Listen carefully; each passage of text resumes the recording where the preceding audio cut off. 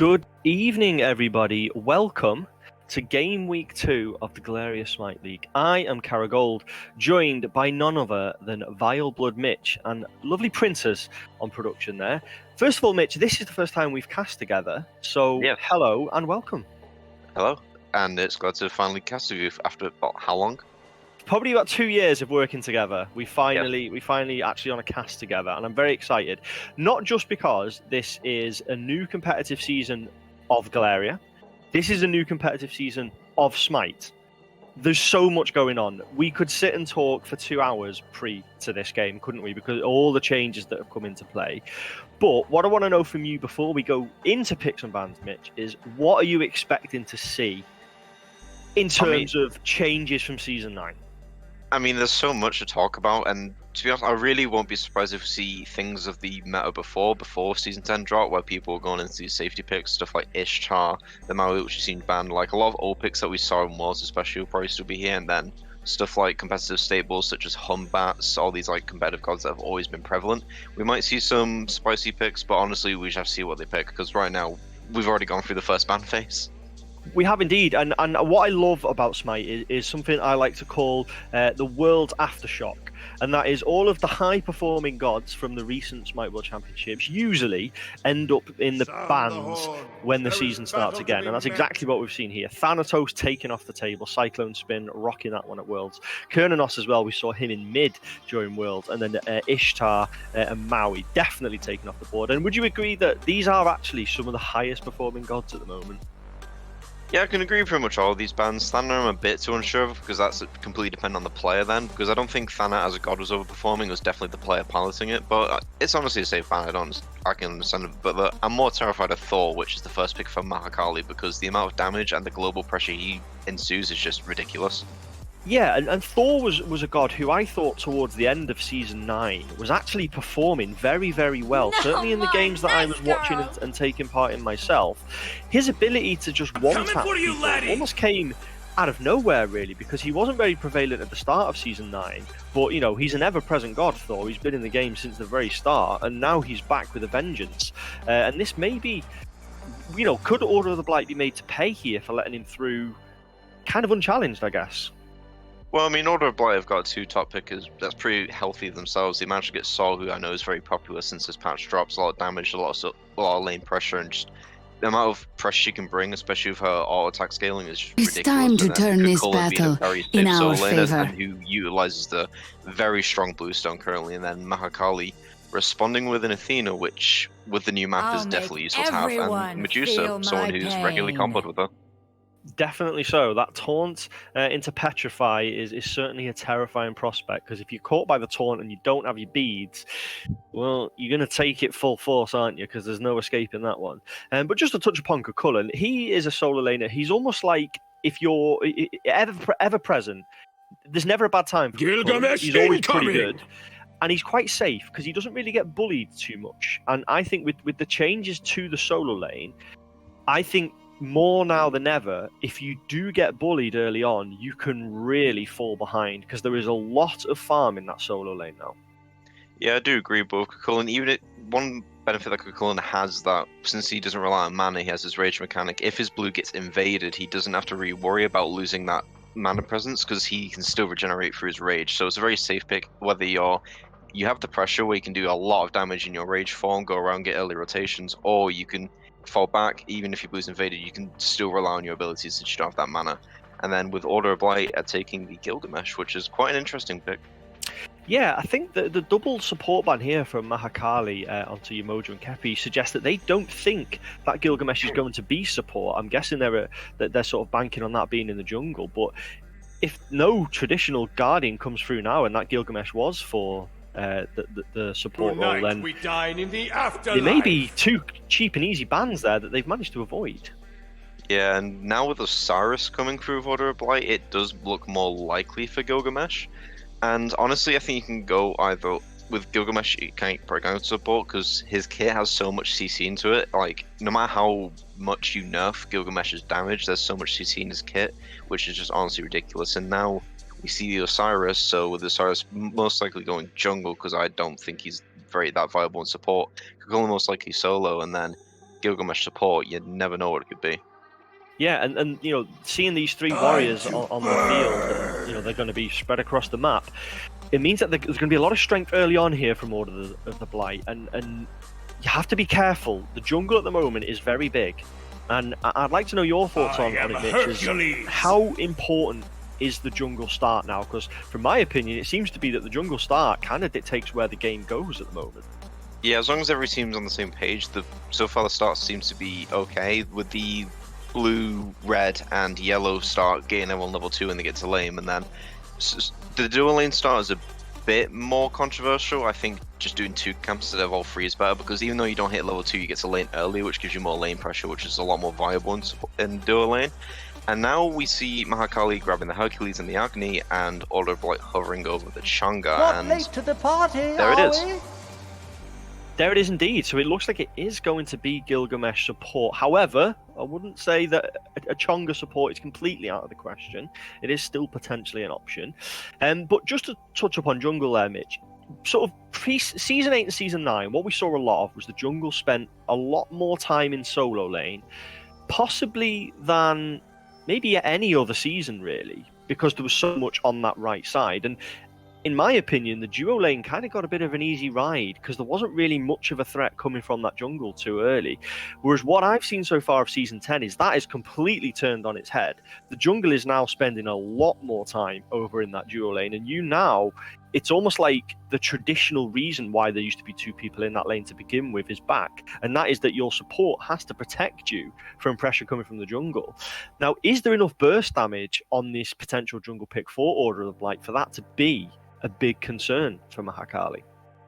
I think there's enough damage to definitely warrant the fight, and it's also worth noting that I think a lot of these ganks are becoming more prevalent because now that we have different shards in the consumable slot now, warding shard isn't the go-to anymore. I think it's definitely still the strongest one, but now people aren't always buying it. That extra ward that can save you in the early game to prevent these early ganks is no longer there. So it's harder to predict when these are coming in, because if you're a solo laner and you get your wing shard, you buy it, you're not going to have your vision shard, so then you don't know if that jungle's going to come for an early gank. And honestly, with the comp that Order of the Blight going, I don't think it's going to be that easy for an early gank for them, because Sol has a lot of sustain, a lot of damage when you get close to her, and she can just evaporate away if she really needs to. And then Gilgamesh has a lockdown potential, and even if you do manage to lock him down, he still has a giant lead to get away.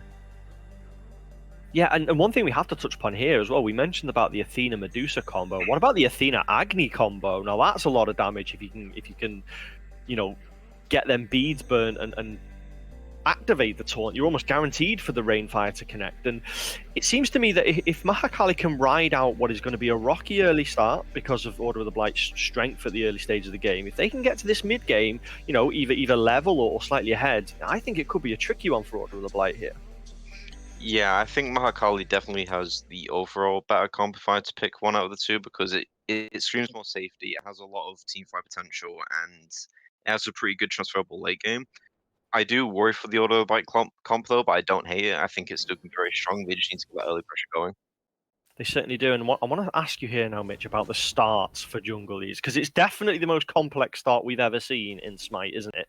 It's clumsy, it's messy. I'm not a fan of it. I mean, what do you think? I mean, look, they've lost red buff here. Mahakali have let the red buff slip away, and now they're going to have to chase it around. They're going to be late to lane. Oh, I don't like this start. Not just for Mahakali, I mean in general. What do you think of this, Mitch? I personally like the start because currently everyone's doing it, so you don't really have to worry about your lane opponent getting into that early. It gives you level 2, and that can really help gods who don't specifically have a stronger level 1. It just really depends on if you can get the entire camps clumped together, because unfortunately in situations where you do drop it, yeah, you're at a massive disadvantage. Yeah, as we see Order of the Blight pushing a couple of minions under wave. And one addition I did like in Season 10 is these bastions that stand in front of the tower. It just gives a little bit extra to fight over and a little bit more something to do when you've got that lane pressure that previously perhaps wasn't there in earlier seasons.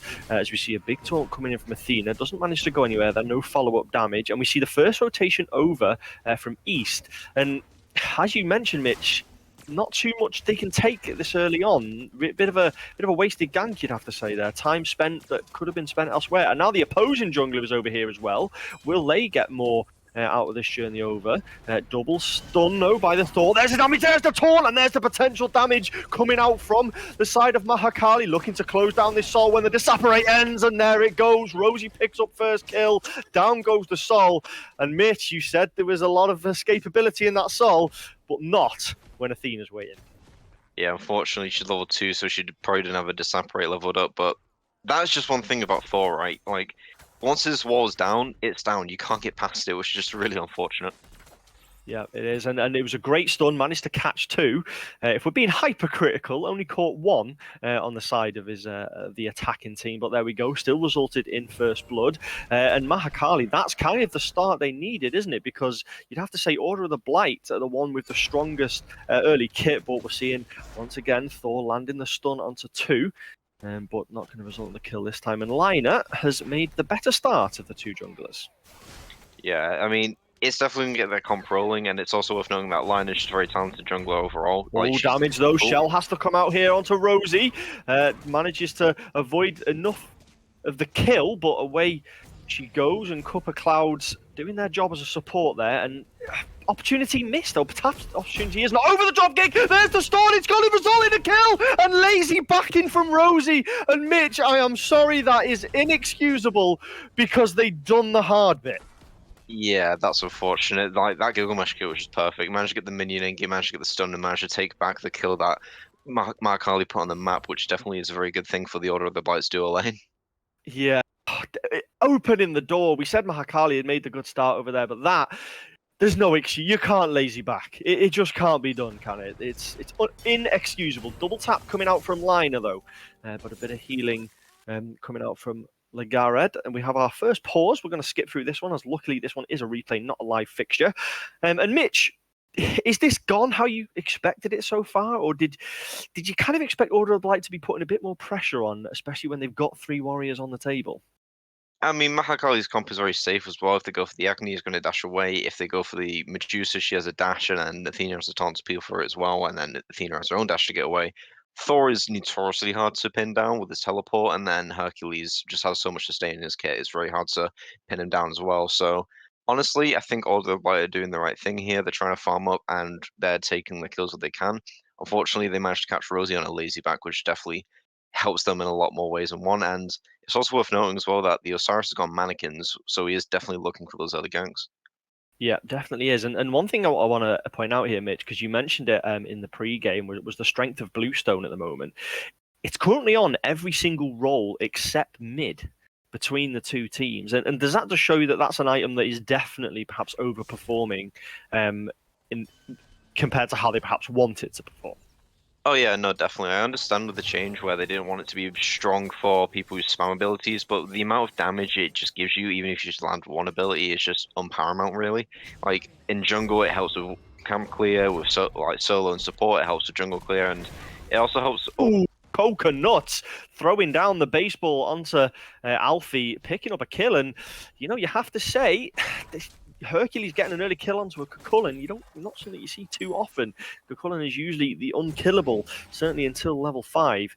But look who's rotating over. East is making their way into the solo lane, looking to pick up that retaliation kill. Not too much mana on Coconut. The stun doesn't quite land. The dash managed to escape those tethers.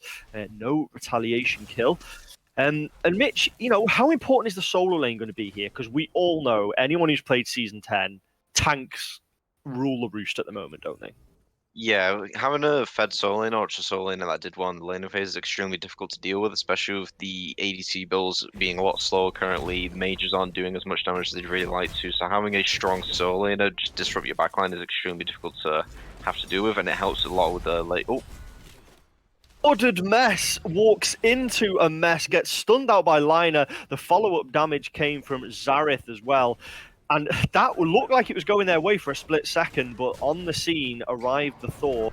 And that just shows you, I've always thought Agni was a slept-on god, but we're going to have to go back to the mid lane because there's more action. Down comes the Rainfire. It's not enough to finish off Garrett. They didn't use the invincibility, but they didn't have to. They just escaped by the skin of their teeth.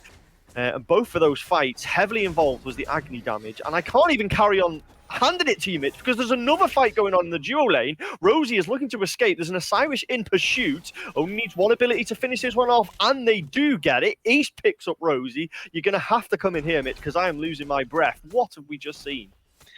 Yeah, Mahakali are coming out swinging here. They're managing to get these early kills, and Order of Blight are not just taking it sitting down. They're trying to take pressure back in other places in the map where they can get it, as we can see with East is definitely targeting his ganks around the dual lane, which makes sense. He has mannequins, which makes it hard to box him back, as well as him being Osiris, his mitigations, his slow, all of his kit just doing so much damage. It makes it really difficult for Rosie, who's playing a hunter who's not necessarily as auto-attack based as you'd like. She's more of an ability-based hunter Medusa, so it's extremely difficult when East is up in her face. So very well played by East, and of course very well played by Mahakali, getting all these kills with Liner playing very proactively here. Yep, Liner putting on a lot of pressure and playing Thor how he should be played, but Coconut feels the wrath of Alfie, returns the solo kill. The solo laners go 1 for 1. And this is what I want to see, Mitch. How many times in Season 9 did we see slow starts to the game? Look at this, 6 minutes in, 6 kills, and it may not be the end of the action. Gilgamesh has to leap away, not going to be a retaliation kill here. But what I want to touch upon here, Mitch, I meant to talk about it minutes ago, but I've always thought Agni was a bit of a slept-on god. The damage output, if you just catch someone with that combo that can immediately follow up, is huge. And with a Medusa, I think this could be an essential part to this game here. Yeah, Agni is always been one of those middle-of-the-pack gods, but hold on. Hold on indeed, as Lagred does pick up the aforementioned Agni Zarzith.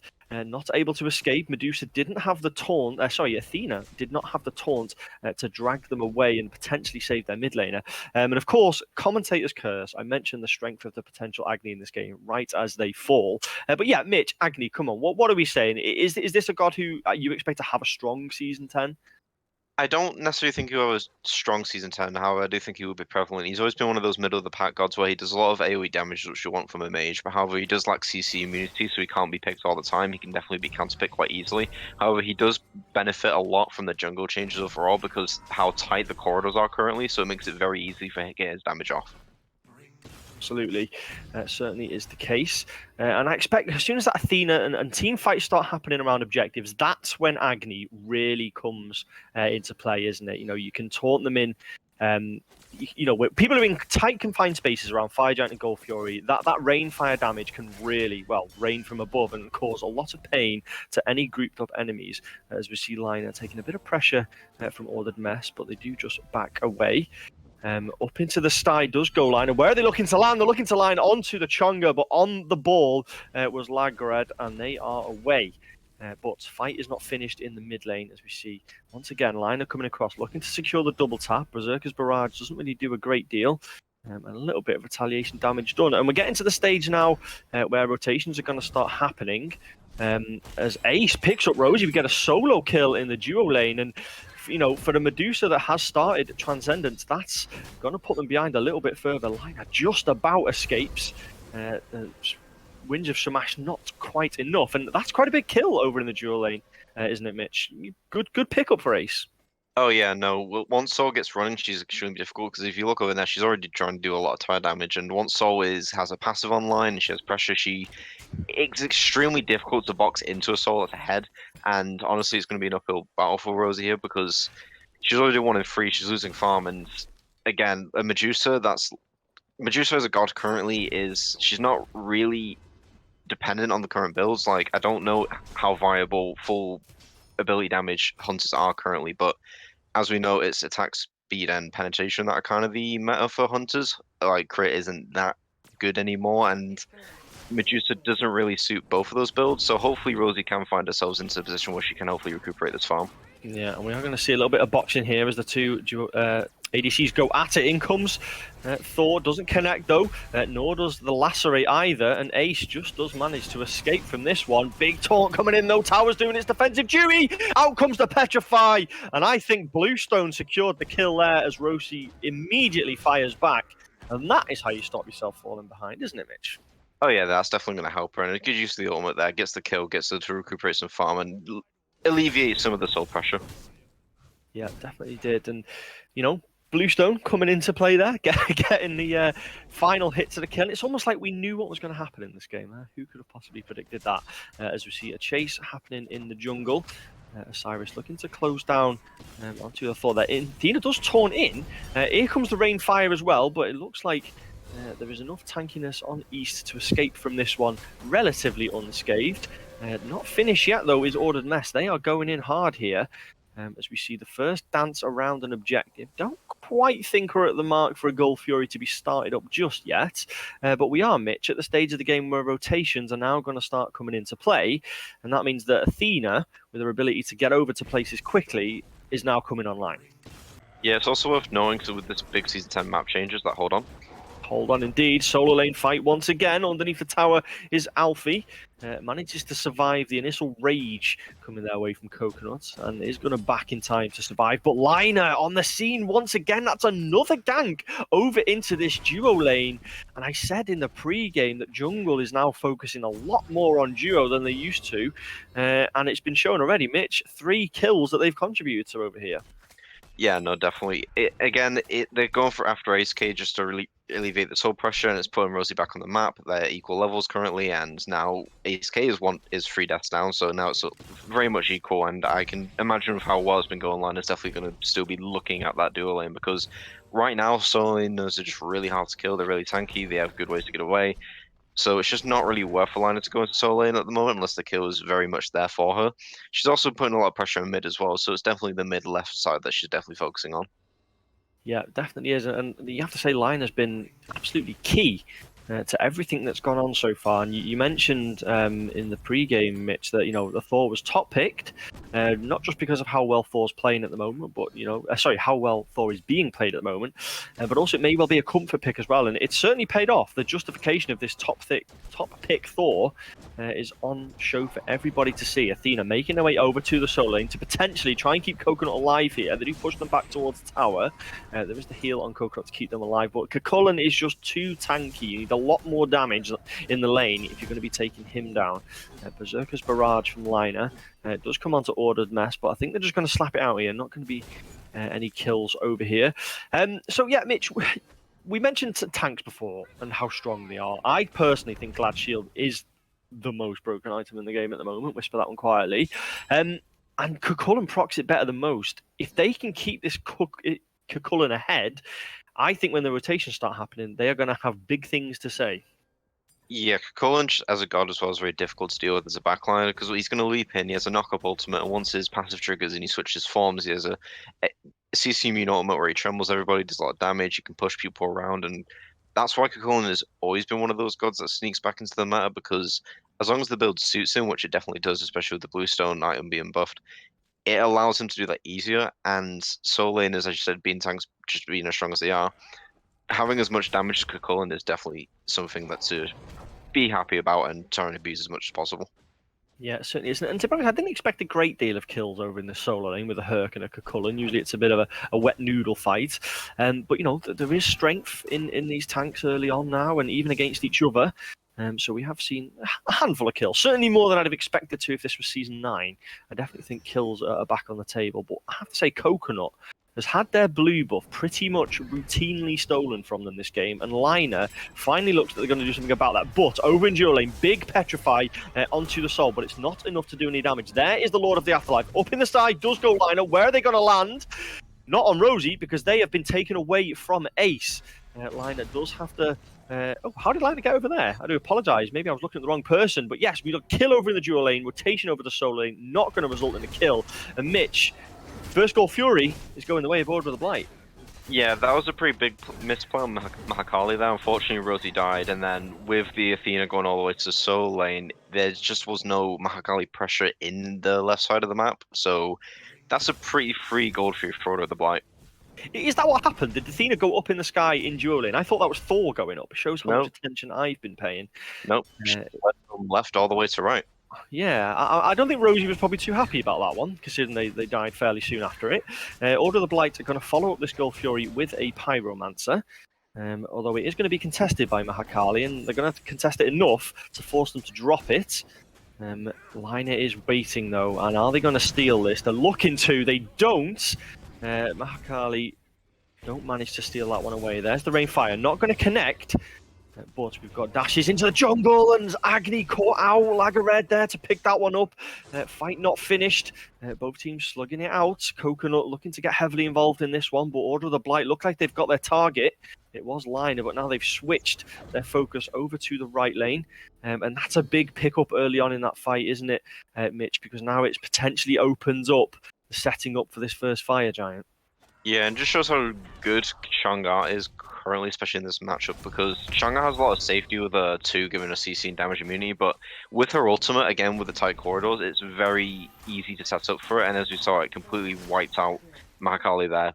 Big setup, and as well with the comp that they're running with 4 physicals just being very up and close, having that extra sustain for the mid laner definitely does help. And as we can see, and the sky is Thor. Anvil of Dawn comes down. There's the Petrify as well. And once again, Ace K is hard targeted by this liner.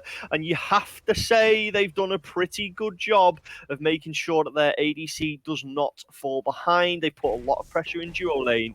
It seems, Mitch, like they had a plan to focus this Sol, and boy, has it paid off. Yeah, Lion is just completely focused on it. With the global pressure, it's just very hard to tell when a Thor is definitely going to come for you until you see that circle on the floor where it's a little too late at that point because he's already there in your face. You're stunned, you're taking so much damage, and then as well as having the Medusa ultimate just follow up on you is, yeah, you're going to take a lot of damage. They did have beads available there, did Ace K, but perhaps didn't quite react quick enough to save. But to be honest, I don't think it would have saved them a great deal. Unless that beads allows them to walk through the wall, I think they were pretty much stuck between a rock and a hard place. But yeah, Rosie is, they didn't have a great start to this game, but look at it, they're ahead. They're actually ahead of their opposing duo laner. And when we get to the late game, let's say both of these ADCs reach the end of the game, I still favour Sol in team fights. I still think Sol's going to have the bigger impact. Yeah, I do agree. I think Sol just does so much damage and stuff like that. But with Medusa, honestly, I think go either way. I think it depends on how the players play and how the team cons react to it. Because right now, Rosie's in a lot of danger. She is indeed. Petrify doesn't quite connect with a target that perhaps would have been best, but Rosie does manage to escape from that one. Amazing peel from Purple Clouds. Got to give shout out to the support there for keeping them alive. But not enough as East goes underneath the tower to secure the kill. Guess who's over here? Liner once again doing their jungle duties, shutting down the opposing jungle. A couple of Clouds having to back away from the basic attacks, firing into their back from Ace K. Liner not finished though, and this Sol will be sick of the sight of Thor by the end of this fight. But the damage is finally coming about. Liner has to be forced to retreat, and Order of Blight have turned this one down. There's another jump by Ordered Mess. They pick up a couple of Clouds, and that one, Mitch, they turn that on their heads. Order of the Blight got what they needed. They got the tower, they got the kill, and they're probably going to get a tier 2 as well. Yeah, it's just the power of Sol. Liner got up a bit too close, got a bit burnt, had to run away, and now that Sol has that pressure and she knows no one's going to come and counter her. They took away 2 towers, which is just honestly ridiculous. I do think Mahakali is still in the game though, but it's just one of those losses. They can recuperate from it, maybe a good team fight, objective play, because they've been playing well here, as you can see. Goodness me, the damage that came out from this Agni there. Ordered Mess takes 2 free rain fires, nearly completely wiped off the map. They have to back away. One thing I do have to point out is Ordered Mess, are they missing an item? Or they've sold, of course they have, they've sold the Gilgamesh item. They've gone into Berserker Shield. Contagion first, is that a traditional support build for you, Mitch? What are you thinking if you're seeing that on your support? It's a very odd support build, don't get me wrong, but considering it's Gilgamesh and how strong Bluestone is, I can definitely see why he's playing it. It gives him a lot of... Because again, it's Gilgamesh CC, right? You can really go any build and utilize the CC, so... Ooh, big supernova though. Rosie takes far too many of those hits than they'd have liked. Liner looking to clean up East, does so once again. This one's not finished though. Ace K is on the retreat. There is no Thor ult to close them down this time, so they may well just escape. Liner, happy with just the 1 kill, does retreat, but this fight is not finished. In comes the Rainfire. These are grouped nicely for Zazith here to get off as much damage as they can. Once again, Liner in the backline just doing damage, double tapping onto Lagared, but they've walked into a world of pain now as once again the Rainfire is coming down. A Frenzy comes out, double knock-up onto members of Mahakali, but there isn't really the follow-up damage. There's the Wind of Samash though. Alfie's rotated over from solo and picks up the first kill. Zazith strikes back and cleans away Ordered Mess, and there's a lot of low health members on the team here. Cup of Cloud goes up into the sky, but I think it was more of a defensive one than an offensive offensive one. Both teams back away with just one person going down. That's the first glimpse we've seen, Mitch, of a big team fight, and you have to say it was pretty even.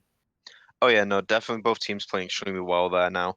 And now that these team fights are going to start breaking out, all these picks are going to matter more, especially with them being happening in tight corridors. I do worry for the Medusa picks slightly because with the amount of corridors in this new map, it's going to be very difficult to try and get off a good ultimate. But so far, Rosie's been using her very wisely, so hopefully we do see that more. And then you have to be careful on these team fights because now these objectives are definitely going to be looked at. They are indeed. Big taunt into East, though. The stun does catch 2. Was that a Waxing Moon that came out? No, it wasn't. It was the Tethers from East that managed to stun 2, just enough to keep them alive. Mahakali rotating over now. Has that Gold Fury been started up there by members of Order of the Blight? No, they're just warding it up, but now it potentially might as 3 members of Mahakali come over. They notice Ace K is a little bit low and does force the fight away. Now the Gold Fury is started up, but is this a bait? Order of the Blight are well aware of this. Rosie is here, doing all of the damage they can. Up goes Liner. I think this is a bait. They're looking for Ace K. They don't quite connect, but they do with the wall. There's the double tap, but the Aegis keeps them alive, and they disapparate to get away as well. But the Berserker Barrage comes out too early, but it doesn't matter. Ace K goes down anyway. And while all of that is going on, Coconut has picked up the mid laner and cleans away Lagred. And there's the Rain Fire, but no, it doesn't do enough damage. And Zazith falls as well. Alfie's rotated over now, and Rosie's in big trouble. The beat are down. There's the lead from East, and they fall as well. And Order of the Blight, they've got the bit between their teeth. They've lost 2 members, but they're keeping up the chase. But Linus here onto Great Wall, or is it a Great Wall? I think they potentially stopped Coconut from escaping there. Not sure they would have got all the way back to tower, but it certainly didn't help. And poor old Liner falls as East picked up a triple kill there, I believe. Order of the Blight, they get 4 members of Mahakali, and they get the Gold Fury. That's a big moment, Mitch. Yeah, I want to focus on the Cullen here because that was definitely one of the big game changers of that team fight. Liner goes to the back line, kills Assault, but then here comes Alfie on Cullen, who just completely destroys the Agony. He chases it down, gets all the damage he needs, and he's extremely hard to peel from, and then it's just unfortunate, really. And they try to go for a steal, but he might die for it. That would have been steal of the century, but they have got the ultimate to get away, and they do get away as well. Worth it. Worth the attempt to steal that, because if Athena had stolen that and gotten away, we're talking about heist of the century, right? But they don't. They do escape, and it does go the way of Order of the Blight. They have stretched themselves now into a 6k gold lead. So they have started to put the pressure on that we expected them to have in the early stages. But we're at the mid-game now, and as we said, and I said in the pre-game, I do think the mid-game favours Mahakali's comp. I think they've got the better team fight, but that's irrelevant if Order of the Blight keep picking them off. Yeah, plus it's also worth knowing that I think overall Order of the Blight have the higher objective damage, so Mahakali have to be very careful on who they pick on here because they need to get these picks off to the point where they can take objectives safely, because if it's a 5v5 and it's going to go 50-50 when it comes to objectives, I'm definitely going to be favouring Order of the Blight. Yeah, as Order of the Blight have started up their next objective. Liner does look to steal it, but not too successfully. A couple of Clouds went in to just do as much disruption as they could, but Order of the Blight well aware of it. Chase not finished over here, though. Coconut being zoned away. I thought Order of the Blight may have potentially looked to set up a Fire Giant here. I think East may regret their escapades over into this side of the jungle. They are getting damage off, though. He's almost 2v1 in here. Rosie does get a big Petrify onto 2, or I think that was Agni actually potentially stunned on 2. But this fight is nowhere near over. Lyra has to use the beads to survive that one. They've gone for the safety of their tower, but there's no safety in the Winds of Samash as Lagred picks up Liner. Coconut goes as well as Alfie on this Cucullin is now really starting to swing and do some damage. Zazith has to just back away and retreat. There's nowhere else they can go. Order of the Blight, they've got all 5 members of Alive. Can they safely take this Fire Giant, Mitch? Or is the presence of this Agni and Medusa on the map got to rest in the back of their minds? Well, I mean, Rose is going into left lane, so they don't have to worry about that. They do have to worry about the Agni, though, but I have no doubt that East can keep them away from it, so I think they can take this Fire Giant quite safely. Look at the damage coming out from this Osiris. It's absolutely insane. Osiris just gets completely soloed by East. Yeah, tanks are busted. I am telling you right now, tanks are busted this season. But the Fire Giant has been carried on by Order of the Blight. They are going to pick it up. Ordered Mess, hopefully, doesn't die to this, because that really would be a mess. They do have to jump away. But this is going to be a Fire Giant for Order of the Blight. And this, Mitch, has probably been a big couple of minutes for how this game's going to pan out. Yeah, the game's definitely swung in the favor of Order of Blight. They've been on the objective play quite well. They've managed to take all the objectives so far, and with their triple frontline comp, it's just extremely difficult to peel for because Athena's a good support, don't get me wrong, but the issue is with Athena is that once her taunt's down, her peel game isn't that strong, so having three frontliners dive the backline is extremely difficult to peel.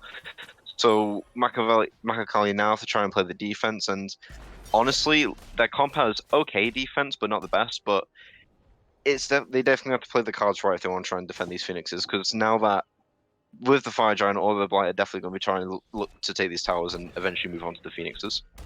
Yeah, and I think you make a really good point there, Mitch, about, Athena has only got one taunt. Let's say Ordered Mesh jumps in as Gilgamesh, Athena taunts them away. That pretty much opens the door for Osiris and Cucullin to go, thank you very much. We will take that open invitation to invade your backline. And it's making it very tricky. So Order of the Blight are playing their comp quite well, I feel, here. That they're doing the right things. And every time these team fights start, we call the cut first, 10, 15 seconds. And then who's in the back? Alfie, kicking off, throwing their arms around, doing Cucullin things, just causing chaos. And if they can keep that up, it's going to be very difficult for Mahakali to get the upper hand in these fights, isn't it? Because they're just so tanky, Cucullin, and yet does so much damage. Yeah, it's also worth noting that Order of the Blight's backline is also very safe. Again, I've mentioned the Soul's 3. Once she beats, she can go to Evaporate and then try and get away safely. But then again, she has so much damage and sustain that she can just fight you if she wants to. And then Lejared on the Chang'e, his 2 gives him so much safety, and he can just throw a massive stun at you if you get too close and sustain himself. So you can't just go for the front line because it's extremely hard to peel. And then the back line is going to free cast. If you go for the back line, the front lines are going to turn around and collapse on you. East was baiting there, I feel, and managed to get Rosie's Petrify. That's actually quite a big ultimate off the table. I don't think it was ever really going to do enough damage to cause issues to East. Mahakali are going to have to defend sternly here as Order of the Blight are circling. They've got so much dive potential that can come over either of these walls. East is once again prowling around this backline, looking for an opportunity to step in. The Winds of Shamash is out. There is the opportunity. There is the door open, but that is a lot of damage once again coming out from Alfie, focusing Rosie. They have to use both of their relics. Have they got enough to escape from this? I don't think they do. They don't, and East finally appears with the Lord of the Afterlife over the wall. The Cucullin is low on health, but Lagred has picked up Copper Clouds in the backline. Finally, this raid boss goes down. But I fear, Mitch, that it might be too late. We know the Titan is not very tanky. Does a big rainfire. Big rainfire onto 2. Does a huge amount of damage. And Liner picks up the kill. And Sergeant gets a kill as well. Is the Titan got enough to survive here? No! Liner gets 1 kill. There's only 1 left. They get 2. But the Titan goes down. Oh, Mitch, what have we just seen? I don't think I've ever seen an ending like that before. Yeah, that's extremely unfortunate. With the Titan having less HP than current, it's just extremely hard to defend it, and the amount of damage coming from Order of the Blight made it difficult to defend, and they played their hearts out, but honestly, I don't see Mahakali giving them the game too free. This can definitely go on for a free game set. Yeah, I mean, that was so close to not ending there. And then, with the deicide, you have to feel, what could they have done in retaliation? But you have to say, Order of Blight, they played their comp so well. I said in the pregame that I did favor Mahakali's comp, but Order of Blight did what they had to do. They attacked the backline. They clearly had a plan there and played it to perfection. And you have to credit that, Mitch. When a good plan comes together, it's worthy of some applause. Oh yeah, no, definitely. I think it's definitely worth things considering during the pick and ban phase, and I think it's gonna be very difficult to ban out because there's so many warriors who can definitely go into the jungle. So trying to ban out this comp that Order of the Blight have built is gonna be very difficult. And I know for a fact that Order of Blight are definitely gonna be looking away to take Thor away from Liner. Yeah, definitely. And is that where you'd go first? Is to take that Thor away? Oh, definitely, because the Agni, whilst doing good damage, was still easy to catch. Same with the Medusa. The Athena was a bit of a problem when she was going around setting things up, but again, though, they didn't really have to worry about appeal with the way their comp worked. And then the Hercules, unfortunately, did lose lane to the Cucullin, who just did so much more damage compared to him. So the real threat that Mahakali had was the Thor. So if they take away that, it can put Liner into a pick that isn't as safe and maybe easier to deal with. Yeah, and you have to say 9-2, standout performance actually from Liner there. But unfortunately, the rest of the team were not up to that level of Liner. But game 2 is just minutes away. We will be right back. You don't want to miss this one if that first game is anything to go by.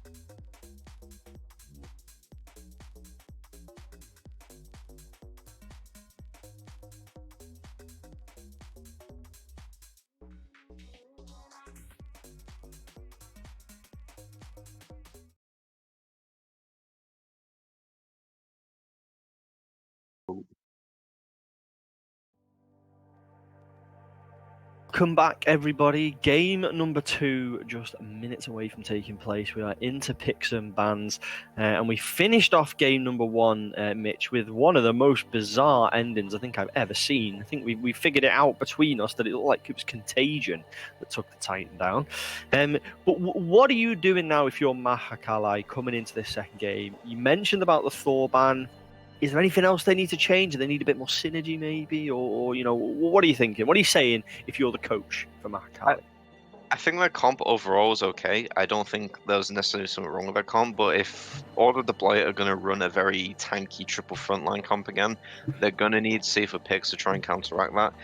Just to try and stay safe, even if it's stuff like Yu Huang, where you can just fly away if you really need to, farm to late game, get all this damage in, because they showed quite well that they work very well together as a team. They synergize quite well. There were some mistakes, but again, everyone makes mistakes. It's just human nature. So, looking at the bans here, the Maui and the Ishtar make sense. These two have been dominating like comp for a while now. CERN as well, and Mahakali are taking away the Thor themselves, which honestly makes sense because Order of the Blight, considering how they play, they can most definitely run a Thor. So, risking giving Order of the Blight what Mahakali had is definitely not worth the risk, in my opinion. Yeah, and Mahakali may have lost the game, but I honestly think the standout player across both teams was the jungler for Mahakali, 9-2 on the Thor. So Order of the Blight, they've got to consider that when they're sort of going through their bans. But what better way to confuse your opponents than ban the pick that they've just played themselves? Order of the Blight have no idea what to ban now to stop Liner. Yeah, and they take away the Mercury, which I know has been quite popular since this patch dropped. Crit is quite decent on him, and with his mobility definitely gets around the map. And then Mahakali taking away the Neja, which provides a lot of setup and damage. So again, another safe ban here. So now Order of the Blight are going back to the Soul, which honestly I can see that. It's a safe first pick, and there's not that many counter picks that completely shut it down. So good first pick, it works well for them. Gave a lot of damage, a lot of structure damage. Can't go wrong with it. Yeah, you have to say HK didn't do too badly on the Soul. The only thing that was stopping them doing anything was Liner. Constantly being over there, constantly causing chaos and raining down those Anvil of Dawns on top of the Thor Soul. But speaking of raining things down from above, there's going to be a hovering death in here. For you, laddie! See Thanatos picked up. Now, we saw the Thanatos at Worlds, Mitch. We saw him pop off.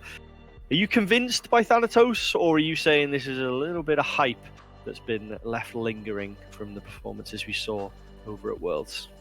I trust Liner. I've teamed with her for 2 seasons now, and however, with Thanatos, it's also worth noting with Thana that for most of the SWC, he was very rarely ever first picked because there's a lot of good picks into him that try and shut him down.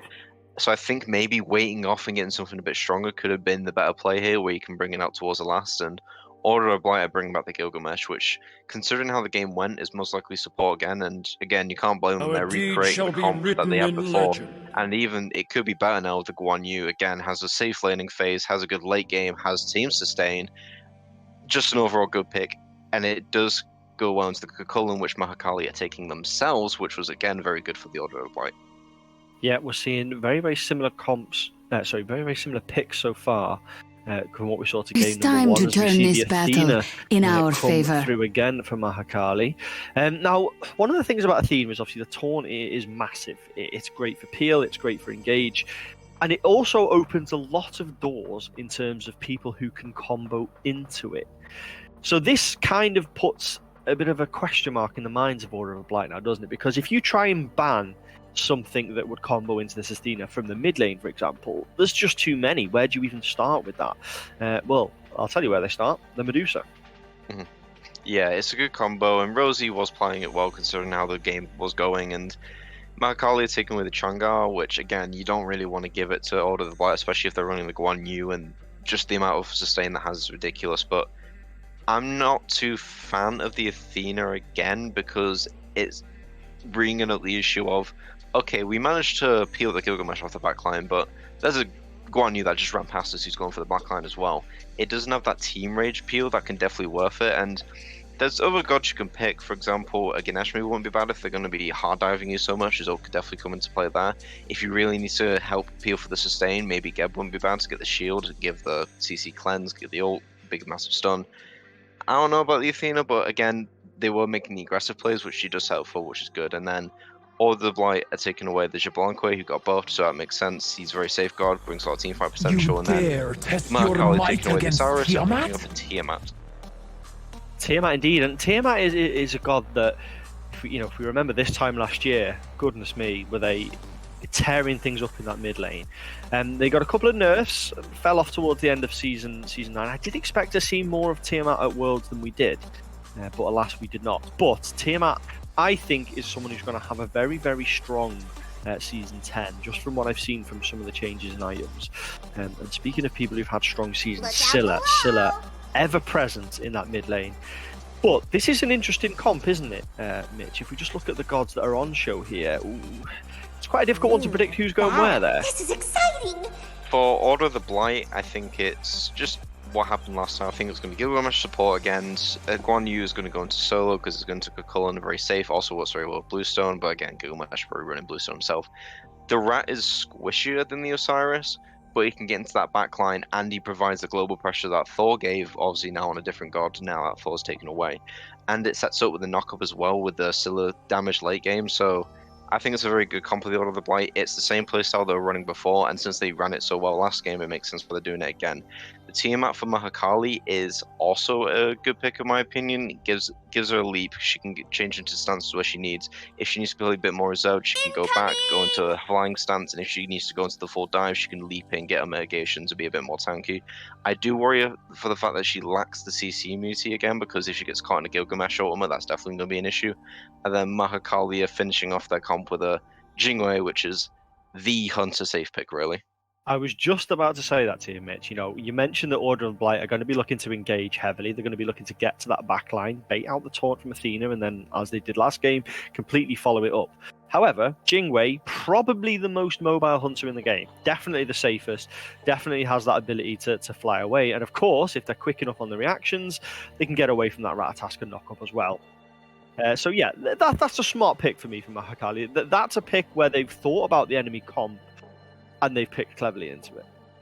Yeah, I do worry a bit about the Jingwei because right now crit on hunters is a bit iffy, but then again, if they play safe, it can definitely work. And then the second hunter I think of is Safety, who's a recent addition to the roster, is Charybdis. When it comes to, like, her safety is just unparamount. Her 3 is ridiculous, given a damage immunity over walls, and then.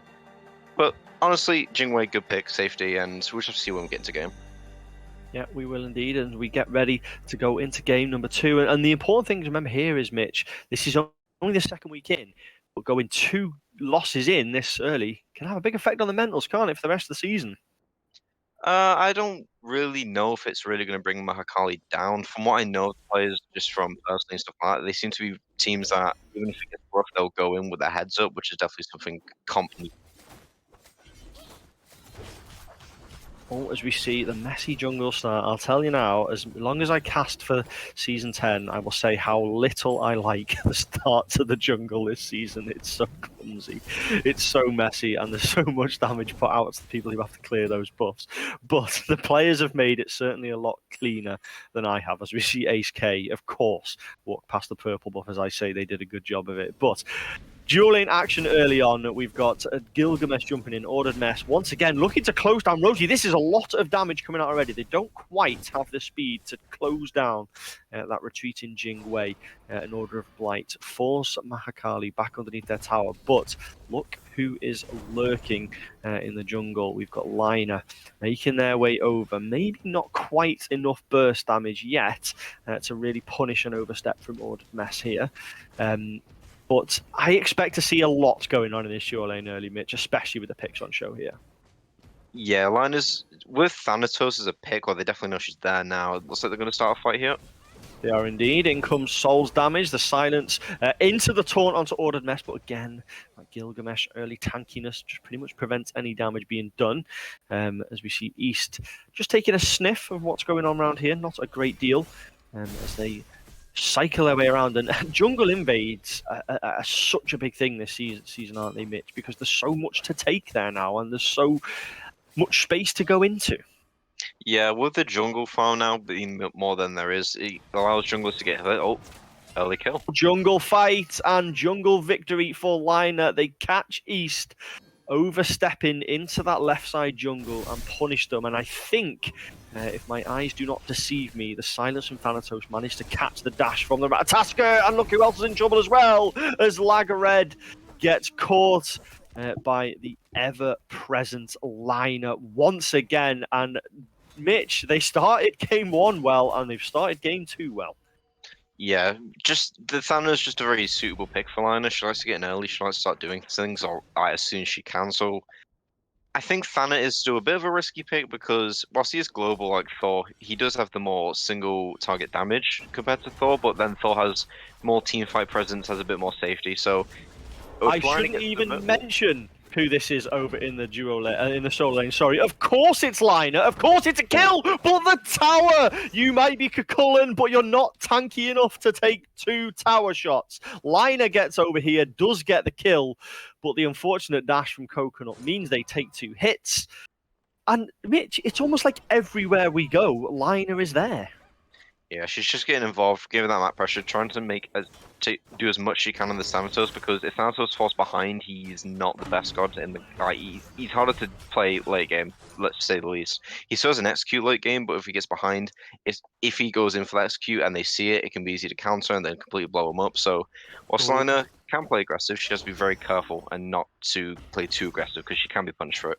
Yeah, one of the advantages of being able to pull buffs away this season is that you can pull the blue buff to relative safety before you take it, which is essential to East being able to take that blue buff there. They pull it into lane, they actually take it safely because lurking was Coconut waiting for that misstep.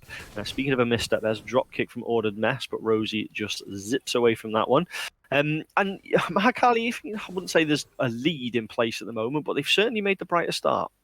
Oh yeah, they've currently got a solid lead. I mean, to be honest, they nearly have a 1k gold ahead, which can definitely be useful. It's not a massive gold lead by far, don't get me wrong, but it's still a gold lead nonetheless. And again, with Liner making this map pressure, it's going to be very difficult for the side laners of Order of the Blight to try and lane comfortably. But we've seen both of these solo laners play before, and they both like to fight a lot, as we can see here. Yep, they do indeed. My kind of solo laners constantly involved in fighting, as we see Alfie zip away, heal up, and they live to fight another day. Liner lurking, not letting any camp go uncontested at the moment. That's a sign of a good jungler, constantly present through the cosmos, though goes east. They're looking to land on this Kakullan, but someone else has landed as well as Cover Clouds is in. They're taunting people into danger. Is there enough damage on this Kakullan to punish East engage? No, there isn't. Alfie just about manages to dash away. Not going to be a kill here, but once again, look who is lurking. The hovering death is in the sky. Are they in execute threshold? I'm not sure they are. There's the land, there's the death side, there's the silence, there's the kill. Once again, Liner picking up the solo laner. Yeah, Mahakali, similar to game 1, are coming out swinging right now, getting the early game kills, getting the map pressure, but they do need to be careful because as we've seen in the first game that Order of the Blight, even though they may have not had the strongest start in the early game, they can definitely come back towards the mid to late game with their comp. So Mahakali needs to take this lead that they have now and try and take as much as they can with it, because if Order of the Blight gets a mid to late game, it's going to be a much more equal playing field, in my opinion. Yeah, it certainly is. Ratatasker, I think because, correct me if I'm wrong, I think the Acorn on Ratatasker, it just slows that start in the jungle just a little bit. You have to get it, of course, but it just slows it a little bit, because if you're looking at the 2 junglers now, they're both level 6, but one has a Jotun's Wrath online and one has the Acorn. I know which one of them 2 I am favouring at this stage of the game. So if I was East, I'd be staying as far away from Liner for the next couple of levels as I can. I mean, one thing that Rat does benefit from is that he has a lot of build paths to go into. I mean, because he can go... Because we saw how East go into a tanky build with the Cyrus last game, and honestly, I can definitely see him doing it again with Rat, because we've seen Rat in multiple different roles. Last season, he was a very popular solo laner, so he can definitely go into a bit of a tanky build here. Yeah, solo laners slugging it out once again. Coconut having their protections not just shredded, but stolen. As we do see a fight in the jungle, and I mentioned that East might want to stay away from Liner, but they didn't heed my advice. They've gone full in. But this fight may not well be over. Pings on the map. East's presence here is not unknown. Across comes Rosie. Up goes Liner. There's a hovering death in the sky here. As he's got the mobility to escape this. Yes, they have. Very well played. Look who's across here now. Liner not finished. There's the defender of Olympus. East goes down. And Liner may not have got the kill, but they were certainly heavily involved in it. But here's a Winds of Shamash. Across comes Ordered Mess, looking to punish this jungler and just manage to take down this ever-growing raid boss. Speaking of raid bosses, down goes Coco in the solo lane. These solo laners, not afraid to fight at all, Mitch. This is what we want to see. Is this a sign of things to come in Season 10? Solo laners slugging it out like they used to? I mean, hopefully, but depending on how the item changes go in the next patch and just what happens, we never know what can happen in solo lane, because so much has happened. Like last season, what happened when Hunters were popular in solo lane, when the big 9.5 damage change came in. That was a ridiculous solo meta. It's such a flexible lane, so hopefully we keep getting these tanky characters fighting each other, but let's just cherish it for as long as it lasts, because you never know, we might lose it. Yes, and those who may not know me, I am a solo laner by trade, and I hated the jungle meta, the hunter solo laner meta more than any meta I've ever played in Smite. Solo laners should be tanks. Change my mind. I'm so glad it's back.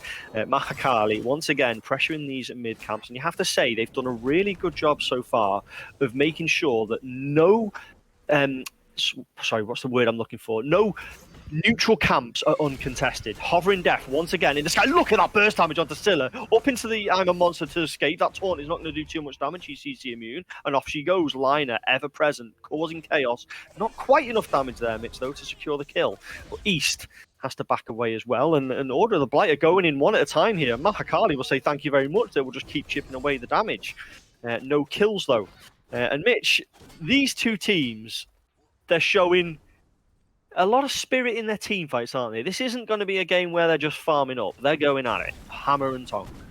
Yeah, it's also worth noting with how both teams are playing as well, with how they react to things as well, and just how grouped up they play and how they synergize. You can tell both teams are using their comms to the max. They seem to be communicating quite well, which is definitely nice to see. And Order of the Blight currently in this situation in the game, they're not in the best position, but again, they have shown they can go back into mid to late game. And East, even though he's a level behind and line is completely terrifying, as you can see with that damage there, he was just proactive plays. Sorry, Mitch. East gets cleaned away. Does Liner have full vision at all times of East? I don't think I've seen them get to a buff without Liner being there. They are probably sick of the sight of this Thanatos. Everywhere they go, they are there. Even when they're trying to do a cheeky blue buff invade, look who appears and cleans up the kill. And you have to say, they may only be 2-0, but Liner is having a stormer of the first 10 minutes. Yeah, I mean, East was invading camps last game, so they definitely know that East is going to look for more invasions, and they're doing the right thing. They're not playing too aggressive themselves. They're not trying to invade back. They're waiting for East to come in so they can try and punish him for it. Yeah, as we see the solo lane, they're slugging it out once again. This time quite deep, and that little alleyway between that tier 2 and tier 1 tower is a bit of a sanctuary for blue buff at the moment. They're having to pull it there just so they can actually take it, as we see Lagared having to back away once again up into the I'm a Monster defensively.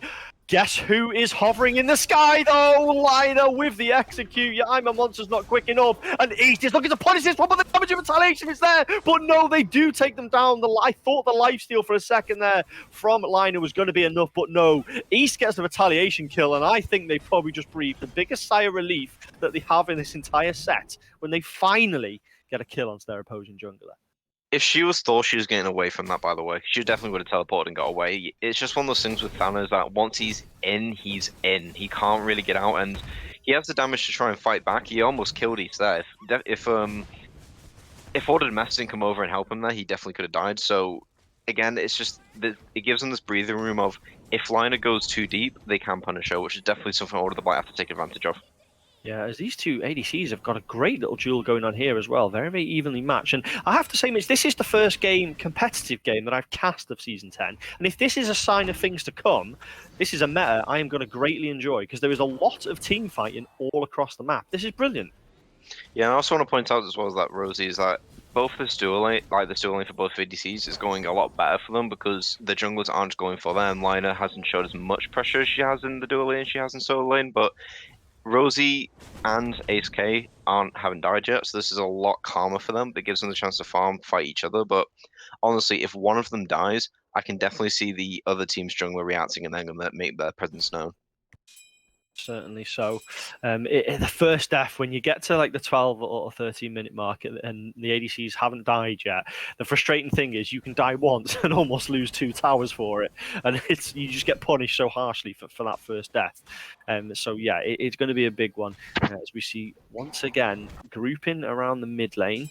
I don't think we're going to get too much of a fight here though. And Mitch, when the objectives start coming online, that's a key point in the game for me. And what I always do at that point is look at what confirm is on the table.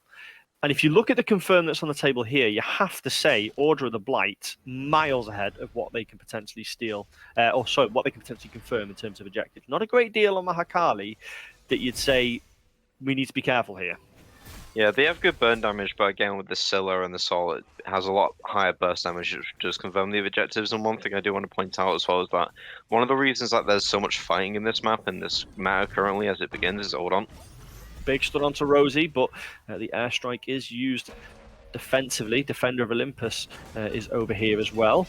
Lina is lurking in the purple buff area, not quite involved yet. I'm just waiting to see for that hovering death to go up in the sky, but Ordered messes over here, leaps in, looking to start a fight. There's the hovering death up in the sky. Who is the potential target here? Not a great deal, especially if they don't connect. Through the Cosmos, though, comes East in retaliation. Big damage onto Lina, and East does finally get the kill for the second time in a row, but Rosie is in big trouble. Huge damage coming out from this Sol. HK gets a kill as well, and Order of the Blight take full control of this lane, and that was a big team fight for them, Mitch. Yeah, that was huge. Unfortunately, with Lina missing the ult, she finds herself into the position where she couldn't really fight, and with that fight going into dual lane, there's no map pressure on that side. It looks like all of the Blight are going to take themselves a very comfortable gold Fury, which is definitely going to put the game in a bit more into their favour and get their ball running.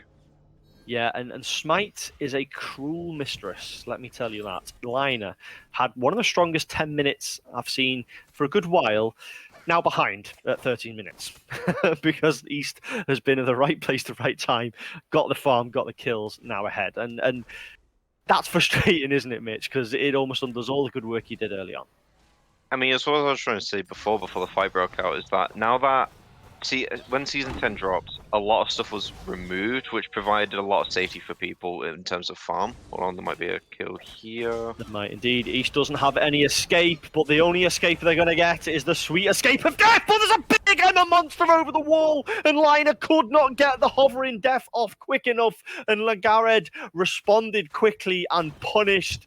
And that is how you revenge your jungler, getting a retaliation kill. But this one is not over, Mitch. We've got a fight in the dual lane. Crits coming out, 2 in a row from Rosie.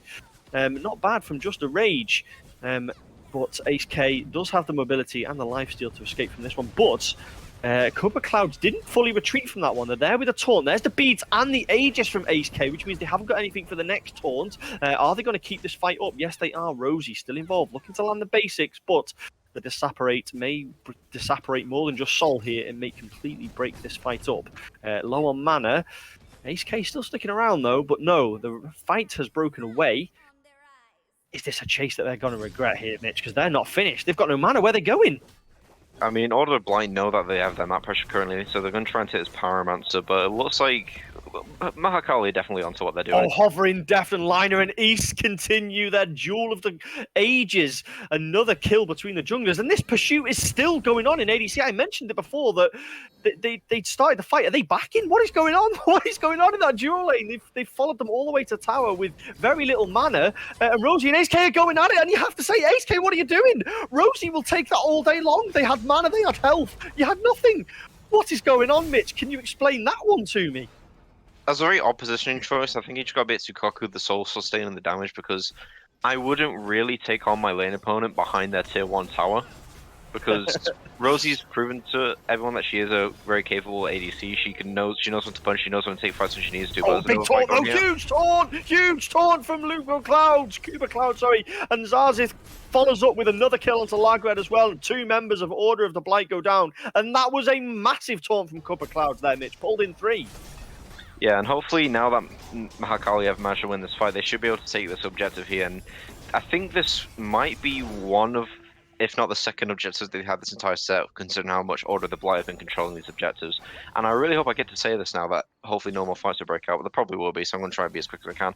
With Season 10 dropping now, there's a lot less farm on the map in the terms of that there's no objectives such as there's no scorpions, there's no cups, there's no milking, so fighting is currently the way to go to try and get more farm, to get more map pressure, because we've seen it in SWC with Camelot Kings taking as much cup pressure as they can, getting all this farm that they can recuperate from these objectives. And now that those objectives are gone, there's a lot less to fight over, so these fights are breaking out. And what we do still have the map being, the classic Gold Fury, Pyromancer, and Fire Giant, they are a lot more viable. Yeah, big crit, 3 in a row from Rosie. Ace K has to fully accept that this fight is not going their way, but Rosie decides not to apply the pressure. Probably smart, considering Ordered Mess was lurking behind in that jungle. Just manages to do a support's job there and break that fight up. But 3 huge crits in a row there from Rosie. And you say crit isn't strong, and I agree it's not strong, but 3 in a row, you're going to be away. Oh, up in the sky, though, is Liner. In comes the Hovering Death, lands on the soul, does manage to get the follow-up damage, but the return damage is huge! HK gets the kill, the lifesteal did wonders for them there. They have to use the Aegis. This fight is not over because Rosie is looking to clean it up, and Rosie does clean it up, but not before Liner falls, and having started strongly, these Thanatos Hovering Deaths are now starting to get punished. Yeah, I mean, HK played it perfectly there. He stayed in his full of fire, so he managed to get that sustaining the damage off and just fight Liner back, and that's what's all really benefits off, and this fight is still not over. That was an optimistic through the Cosmos there, looking to chase Rosie, especially considering Cup of Clouds was not too far away. And here is the last person you expect to see in dual lane. It's Coconut. It's an angry Cullen looking to start up a fight. But I think what they might be doing there is actually starting up the Gold Fury. They've managed to push away a few members of Order of the Blight. The Gold Fury is certainly being dewarded and grouped up at. And it's a fight that is about to start up. How much do Order of the Blight know about this? And then secondly, how much can they do about it? East is here, as is Ordered Mess.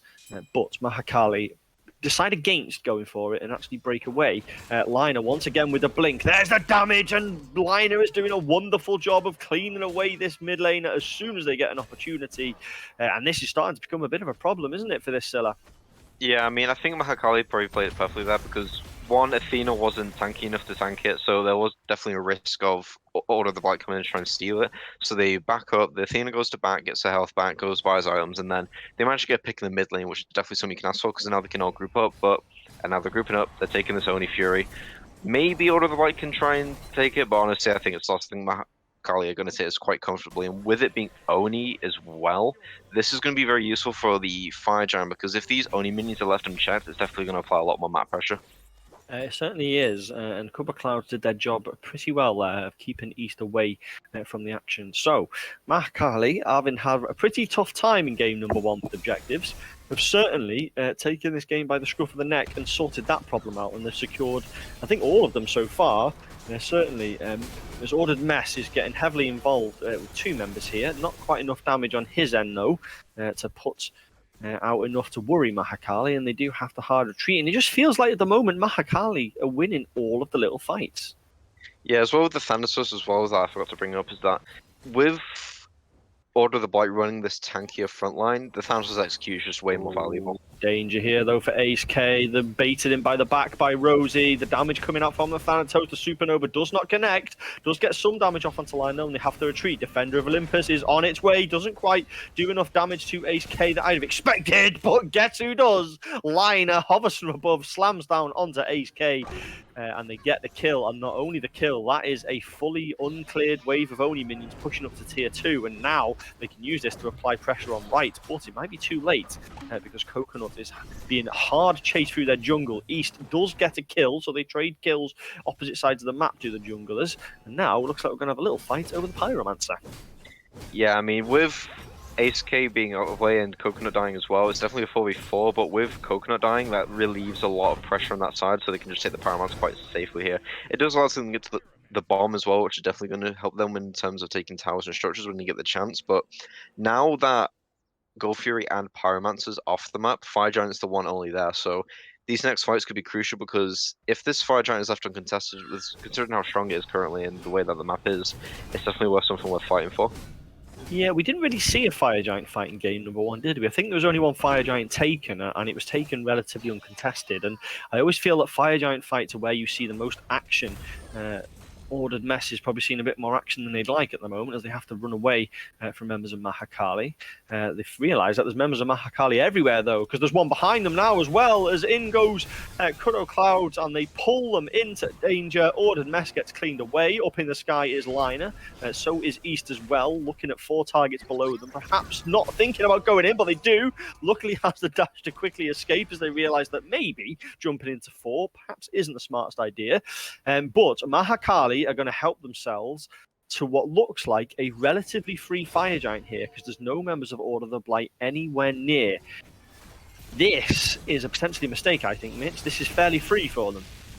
Yeah, the Mahakali, Order of the Blight definitely do know they're making their way, but it might be too little too late, because I think this is going to go quite comfortably to Mahakali. I'd be very surprised if you managed to steal this now, especially with the Scylla on the way. But East goes down, so they get the jungler. Oh, potentially going to steal low. Order of the Blight, steal it! She gets it with the Iron Monster, absolutely huge, and manages to avoid the damage from Liner as well. And Legared plucks one from the depths of their skill to steal that one away.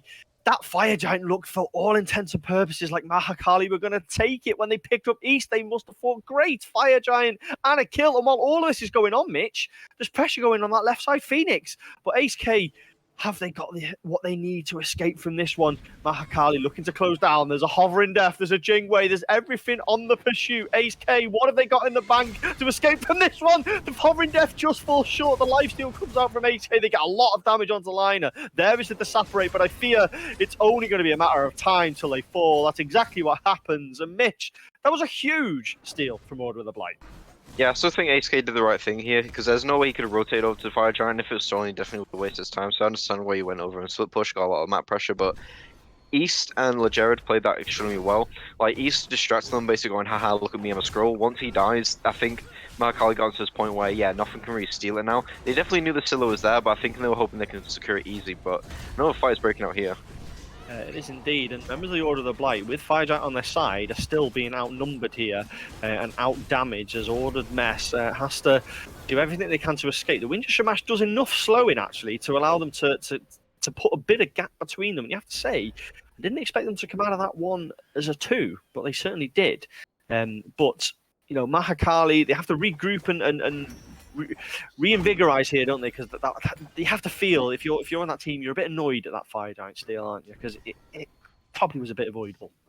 Oh yeah, that's definitely going to throw a wrench into your motion, because they getting kills, they're getting objectives, everything's going quite nicely, quite steadily. Having that wrench thrown in of they no longer have the Fire Giant, and you have to be careful of Order of the Blight now, because Order of the Blight can now look at towers quite easily now with the FG buff, so they have to play on a bit of the back foot now, which is a bit annoying for them, but also they were trying, yeah, they got the Gold Fury, which is definitely going to help them. And they're probably going to try and bide their time and wait for the next Fire Giant, which is definitely going to be the next big fight if we get to that point. And as for Order of the Blight with the Fire Giant, they can maybe look for structures, but they know with the Fire Giant buff, they can take fights a bit easier now with this buff. Yeah, they stole Gold Fury there from under the noses of Order of the Blight. Very, very quick. Jingwei flying out of base. Across comes the Athena wall, and you steal it before anyone even knows that you're there.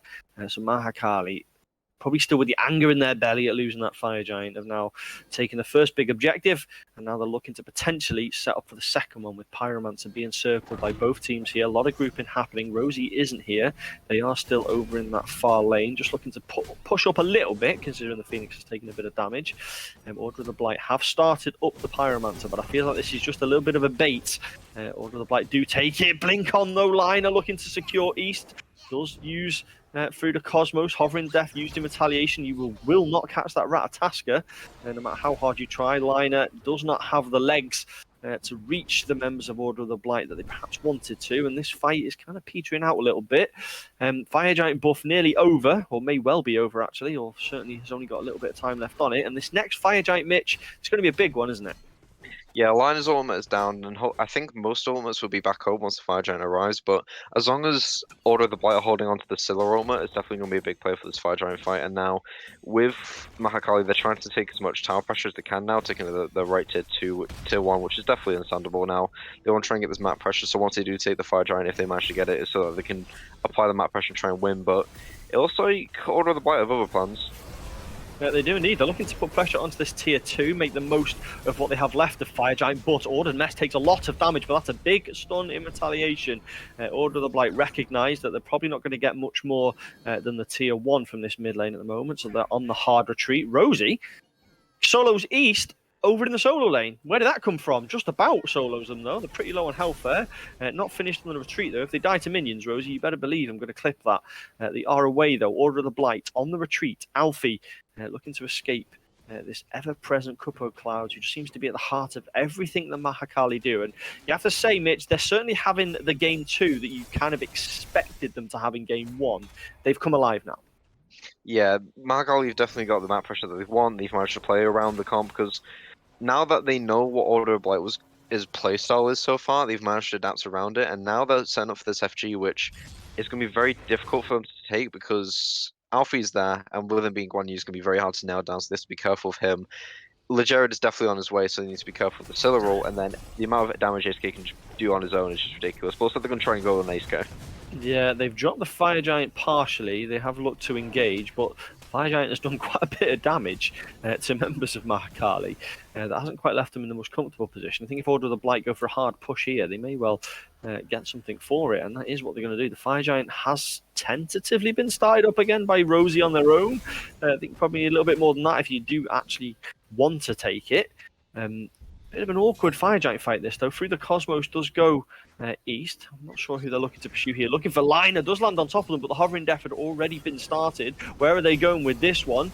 In the execute range, though, was Alfie, but he managed to dash away just in time, and East picks up Zarzith in the back. And Order of the Blight now have the territorial and health advantages. They are closing down members of Mahakali. Rosie just about escapes from this Guan Yu's Talu's assault. Order of the Blight, though, have decided to just back away and maybe group at fire. They've got the advantage now with Zarzith being down. Don't know if they're strong enough to do this, though, Mitch. I think they have a lot of burning pressure, especially with the soul damage. They have the rat damage, they have Guan Yu. It's like, and then they have the Scylla to secure. However, they don't have her ultimate, but Liner and Mahakali definitely know that they're going to try and do it, and they're not going to let it take it easily. So they need to be careful. They try and see if they can steal it, because it looks like Order of the Blight are going to dedicate themselves to it and try and finish it off. A bit of a stranger. The Fire Giant is once again low on health, but the team's disengaged. Rosie is being chased down by Ordered Mess. Are they going to finish them off? We can't see because Liner's cleaning someone up. Rosie falls in the back line, does go down to Alfie. This Fire Giant is still alive and kicking. Two members just sort of battling for it. Liner does pick up East. This Fire Giant is still alive. This Fire Giant is still alive, and Mahakali do manage to get it, as well as two members of Order of the Blight, but Liner does eventually fall, so it's 2 for 2, but Fire Giant goes the way of Mahakali. That, Mitch, was just a messy fight across the board. Yeah, that's quite questionable. Like, unfortunately, I think the front line of Order of the Blight wanted to take the fight, try and do what they can to Mahakali while still trying to recuperate and trying to watch them do the FG. Meanwhile, the backliners had the other idea of just trying to take the FG. As we saw, ASK didn't let up on the Fire Giant, unfortunately paid for it, as he didn't really provide as much to the team fight as much as his team might have wanted him to. Big defender of Olympus and Taunt, though, onto Ace K. They've used all of their relics. That's everything they have in the bank, but not that everything. Actually, the lifesteal came online. But Zarzith says, nope, doesn't matter. You're going down anyway. Pings onto Alfie as Mahakali are looking to chase this, but it is only Couple Clouds on their own. No one has gone with them. Gold Fury is back up, which may well be the objective here for Mahakali to add to the Fire Giant that they have just collected. Order of the Blight are aware of this, but I don't think they'll be too disappointed about losing the Primal Fury. No, it's definitely nice for Mahakali, but it's definitely not one of the game-changing objectives that some people might think it wants them to be. And I do think Order of the Blight are still in the game. They've shown that they can play the late game quite well, so they just have to play their cards right at the defense, and they do have a strong defense. You can't walk in with a Scylla, you can't walk in with a Gilgamesh ult. Then there's the risk of the rat going into the back line. There's the charge of the Guan. They have a very sturdy defense, so as long as they play it well, I do think Order of the Blight is still in the game. Yeah, it is going to be an interesting one because, like you say, they've got a strong defense. They've got, I always feel with a Scylla, and I've said this in all the time that I've sort of played in Cast Smite. Doesn't matter how far behind you are, Scylla is one of those gods that can turn a fight in a single ability. Levels and all that lead means nothing if Scylla connects with a couple of crushes, a couple of Iron Monsters in a team fight. It can just absolutely flip on its head. So one of the best gods for for defending a siege, and always a possibility to flip something round. But Mahakali are grouping here, pushing on right side lane, and looking to keep applying the pressure. As I say, they have got fire giants, so they don't need minions to take these towers. And right now, they're just cleaning up what they can. Yeah, and that makes sense. I want to play it slow because if they take too much of a dumb risk and then they pay for it, it's definitely going to be catastrophic for them. So take the towers, play slowly, just try and exert your map pressure. If you don't manage to get a Phoenix in this FG, it's fine. Try and set up for the next FG, but they're going to try and take what they can, and that's understandable. Yeah, it is, and they are looking to put some pressure onto this tier 2. Big taunt, no one's 8k, and down they go, taunted into the whirlpool. That is not what you want. Hovering Death is in the sky, no target in execute threshold, but doesn't matter because the burst damage that follows it is huge.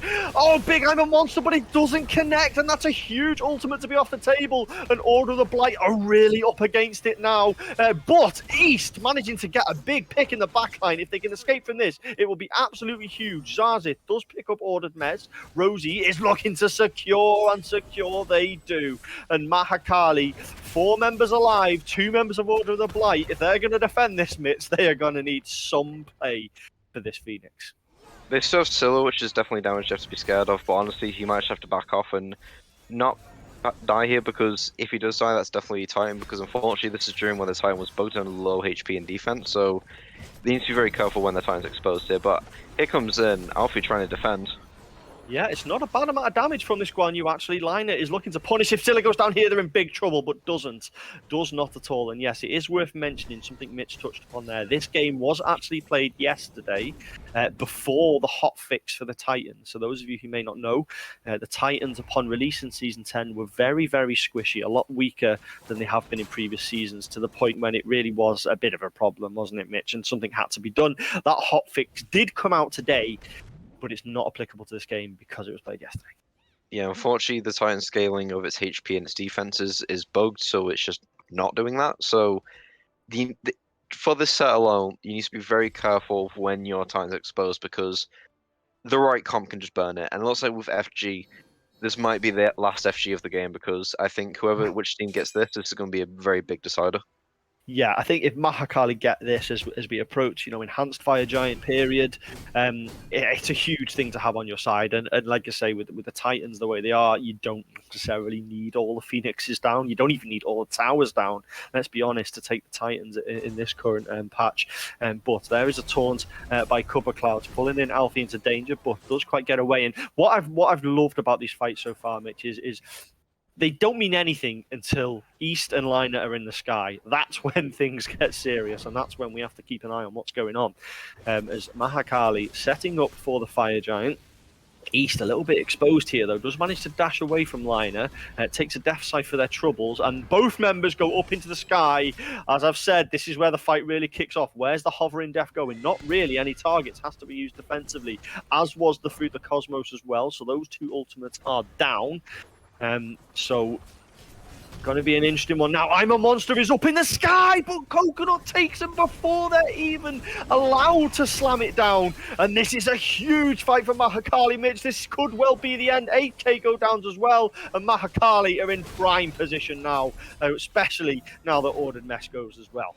Yeah, I don't think they need to go for the Fire Giant here. Honestly, I think they're just going to beeline for the Titan and try and end. And maybe East and Alfie can defend, but honestly, unfortunately, with the Titan bug, it may not be possible with the amount of damage that Mahakali are pulling out here. Yeah, and once again, these 2 junglers going at it in the back line. East gets the better of Liner this one. And I'm telling you now, this has been a battle for the ages between these 2 junglers. And look how quickly that Titan goes down. Mahakali do take game number 2. God, that's such a problem, that Titan health. But, Mitch, after how game number 1 went, you have to say Mahakali really pulled it together there and put in quite the performance. Yeah, they realized what Order of the Blight were doing, and they managed to counterplay it quite well. They got the executes on the Thansos. They played safer picks, but again, ones with a lot of damage as well. And unfortunately, Order of the Blight were close. It definitely wasn't a stomp. Order of the Blight definitely showed signs of life, and they definitely could have brought it back. It's just now looking into this game 3. Both teams need to be playing at the best if they want to have a chance to take the set away. Yeah, and game number 1, we have to say Liner really did put in the star performance 9-2. They followed it up game number 2 as well, 10-6. But this time, the rest of the team were on board as well. Good scores across the board for Mahakali. Really, really impressive performance. One thing we have to point out here, though, Mitch, considering how important jungle is right now, 0 wards on Ace K33. Is that a worry if you are Order of the Blight? I mean, unfortunately, nearly everyone on the map, bar Rosie, however, it's 9, so it's close, would have double digits in wards. So, yeah, Ace K, yeah, you should probably reward him, man. Yeah, that's how you stop Thanatos landing on you all of the time. Anyway, we will be back very shortly with game number 3. And if game number 1 and game number 2 are anything to go by, we are in for an absolute slugfest. And I can't wait.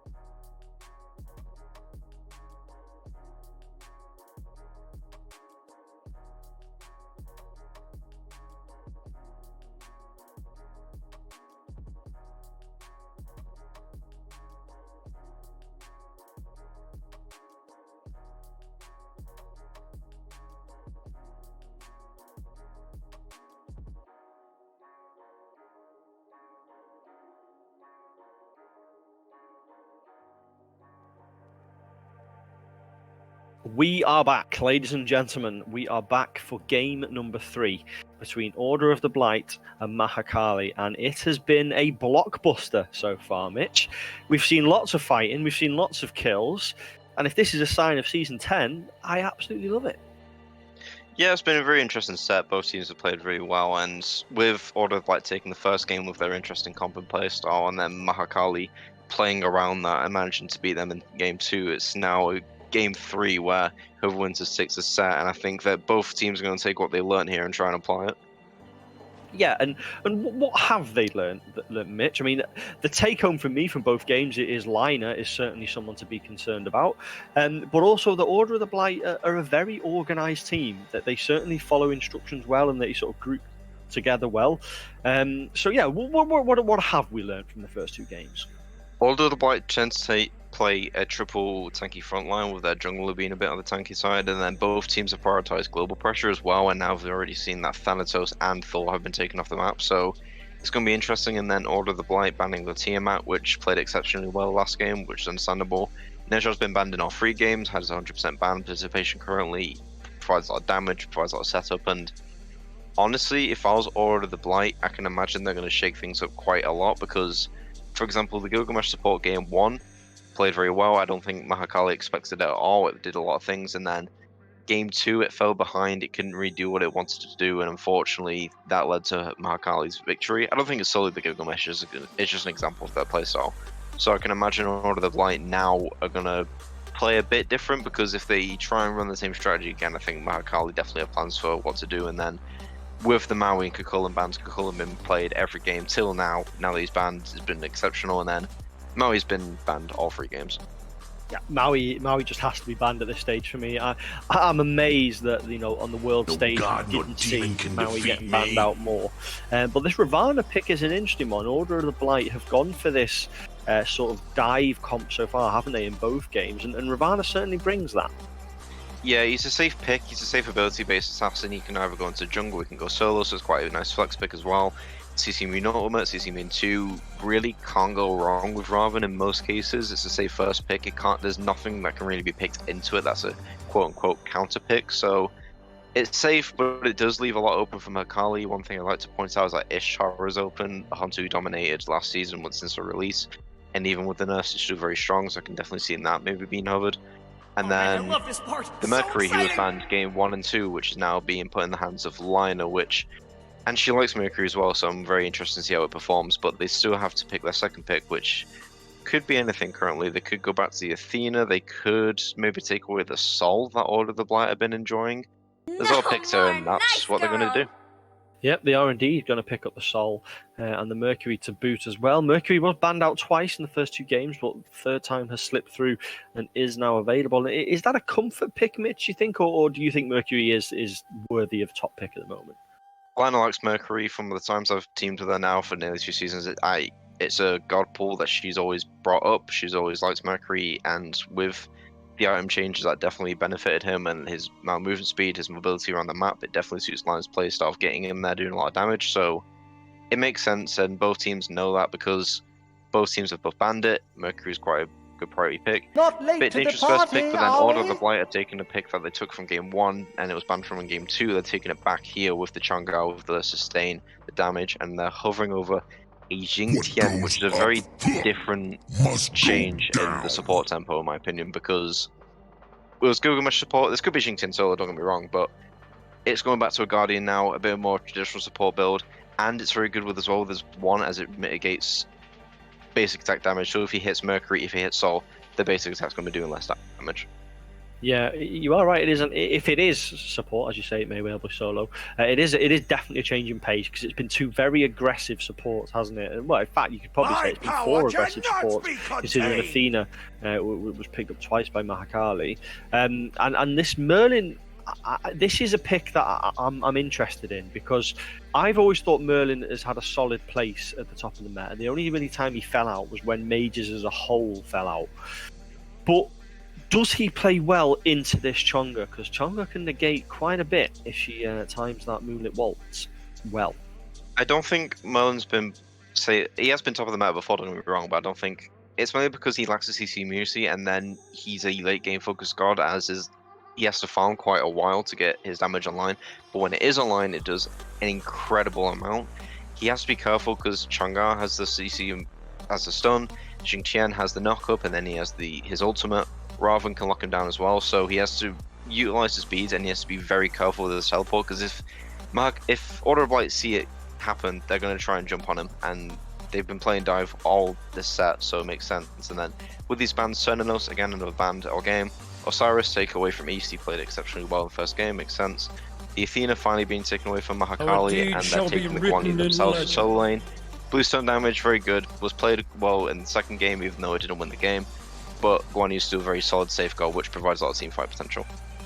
Yeah, and one thing we did see from the solo laners in both games is a lot of slugging it out and fighting. So Order of the Blight solo pick here, if it isn't the Jingtin, is going to have to be someone who can keep up with that pace of a Guan Yu's relentless Talu's assault early on. We saw a Jabloncle being considered. We're now seeing a Shiva being considered as well. Shiva would do that quite well into Guan Yu, I'd say, Mitch.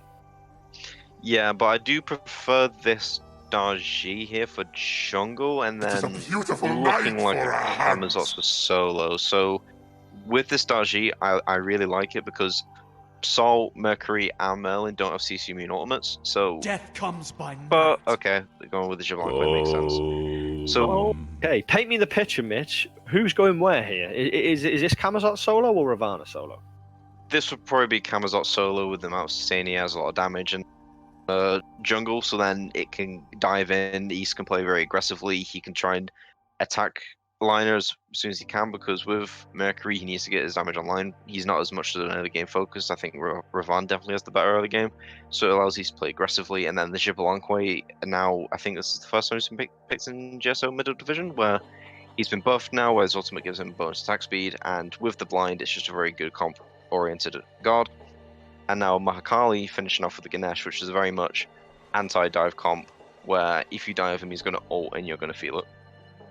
Yeah, I love a Ganesh pick. I've played at many games of support in my time, and Ganesh, I always feel there's a place for a Ganesh, especially when you need to keep that backline alive, and that is something they are going to have to do here. We've seen Order of the Blight 3 times now pick a dive-heavy composition, and for me, Mitch, this is the first time that Mahakali have picked a support that can actually deal with that.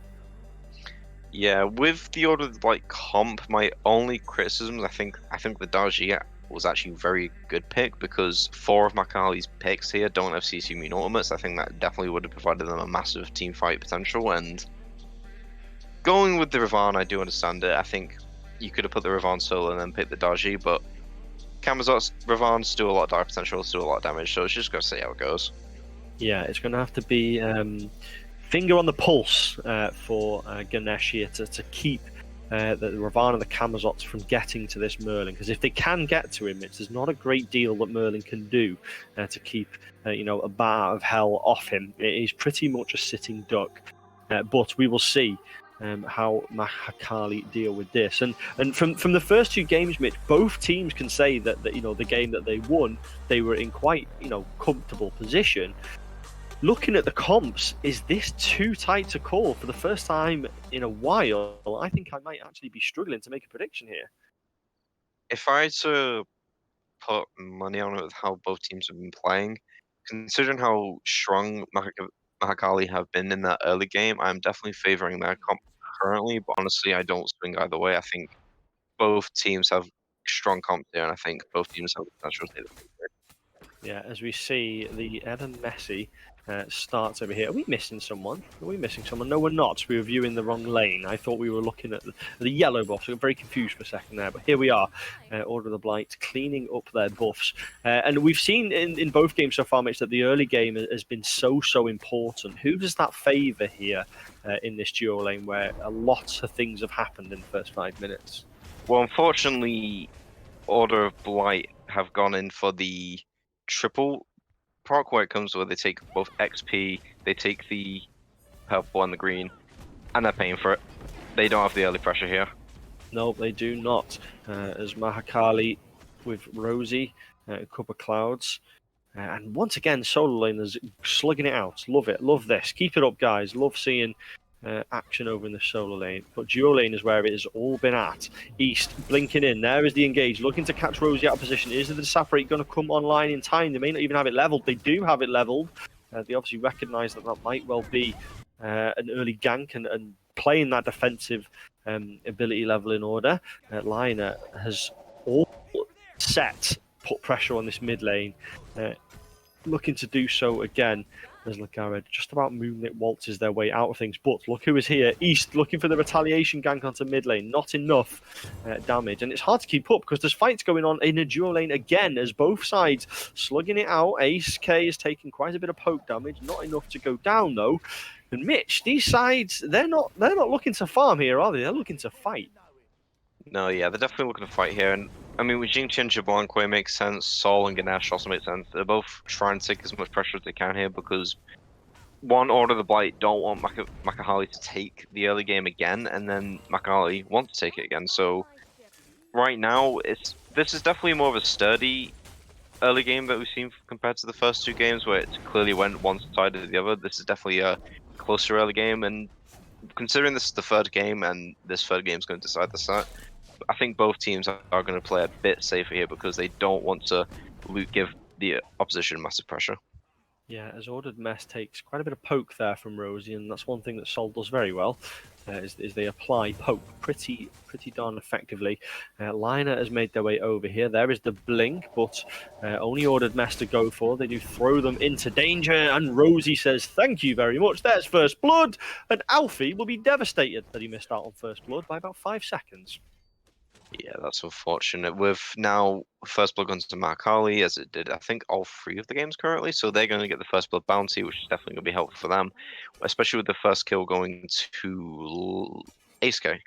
No, Rosie. My bad. Rosie, I'm yes. so used to Ace K playing the Sol currently this set. So with Rosie now getting the first blood, especially on the Sol now, we've seen Sol all 3 games, and now with it being in the hands of Rosie, with her getting that pressure, it's definitely exciting to see now. And as you can see here now, Lina doesn't have much of the pressure this early game. She definitely has a presence, but not as much as a suffocating one because her presence is going to be more towards the late game. Yeah, it certainly is. Game 1, Thor, game 2, Thanatos, gods who do, pretty well up to level 5. Mercury, there's not many junglers with a worse 1 to 5, is there, than Mercury? Not really going to be able to do a great deal until they've got a couple of items and that ultimate online. So going to be a potentially slightly different playstyle here from Lina. Yeah, it makes sense. I mean, with this being like the final game of this set, she's definitely wanting to make as big of an impact as possible towards those late game fights where she can hopefully maybe hard carry. She wants to try and do it. And one thing I like to point out is this Ganesh star item. Instead of going the usual benevolence, he's going with the what's it called? Name's escaping me. Sentinel's Blessing. And yes, personally, with Ganesh, I prefer benevolence for multiple reasons, because with Ganesh, you're not really initiating, you're playing counter dive, you're playing peel. I think he's used benevolence more. And then with Xingqian's going with the Sentinel's Blessing, I think it makes sense more with Xingqian's. He's going to be more up in your face. It makes sense for his playstyle.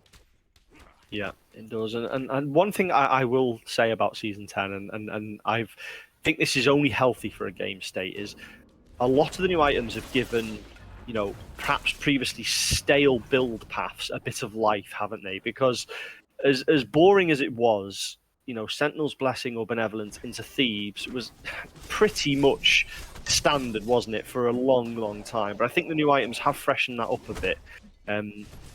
As we see action in the solo lane, Alfie is having to dash away here. And we haven't mentioned here that it is the Ravana in the solo. We thought it might have been the Camazots, but it is the Ravana. Down they fall, but this one is not over. Liner throwing East back into danger. There they go. Down they fall. And Liner has got up and running once again. Actually, 3 assists. Yeah. They've been involved in everything. I didn't even realise. Yeah, 100% co-participation, very well played by Liner. With this Camazots in jungle, I do understand where it comes from, because East has been playing a bit brawly with his jungle playstyle, and with that sustain from Camazots, it makes sense. And plus with his ultimate, he can dive the backline, try and get those clutch kills, or if he finds himself in a bad position where, I don't know, where Liner catches him off guard, he can ult away. And unfortunately, I don't know if I like the matchup, because Camazots damage comes out slower than Mercury. So if he ends up in a position where he needs to sustain for a fight, I'm pretty sure multiple Mercury crits are going to do a lot more than what a Camazot's heal can sustain. Yes, for sure. Once Mercury does get those crits online, if that is the path, then yeah, you can get out a lot of damage very, very quickly, and no amount of lifesteal is keeping you alive there. But up in the sky does go the Ganesh as they get Whirlwind and Rage and steals away. Dharmic Pillars come out, silence, nothing more than a deterrent for those mid laners to disengage the fight. Over in dual lane is quite an interesting one though, because Rosie is getting a lot of pressure onto Ace K, and you do not want to fall behind on Jablonke. Is there many gods worse from behind than Expal? I'm not sure there is, and not many gods worse to play against ahead than Sol either. As you see Coconut taking a lot of damage from this Ravana, and these Solan is just relentlessly going at each other.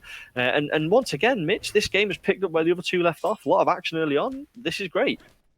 Yeah, I mean, we should belong quite far behind. I can probably name a few hunters that are probably worse behind. Probably like, I don't know, Chernobog, Izanami, Danzamuro, but honestly, I think even if he falls behind just that little bit, I think the blind for his team is definitely going to be helpful, especially in the team fights. And if Liner tries to come for him, he can still dash away, get himself into safety. So, but I do agree with that. Saw is one of the worst gods to play in when she's ahead. She's ridiculous. She does a lot of sustain, a lot of damage, and a lot of structure damage to boot.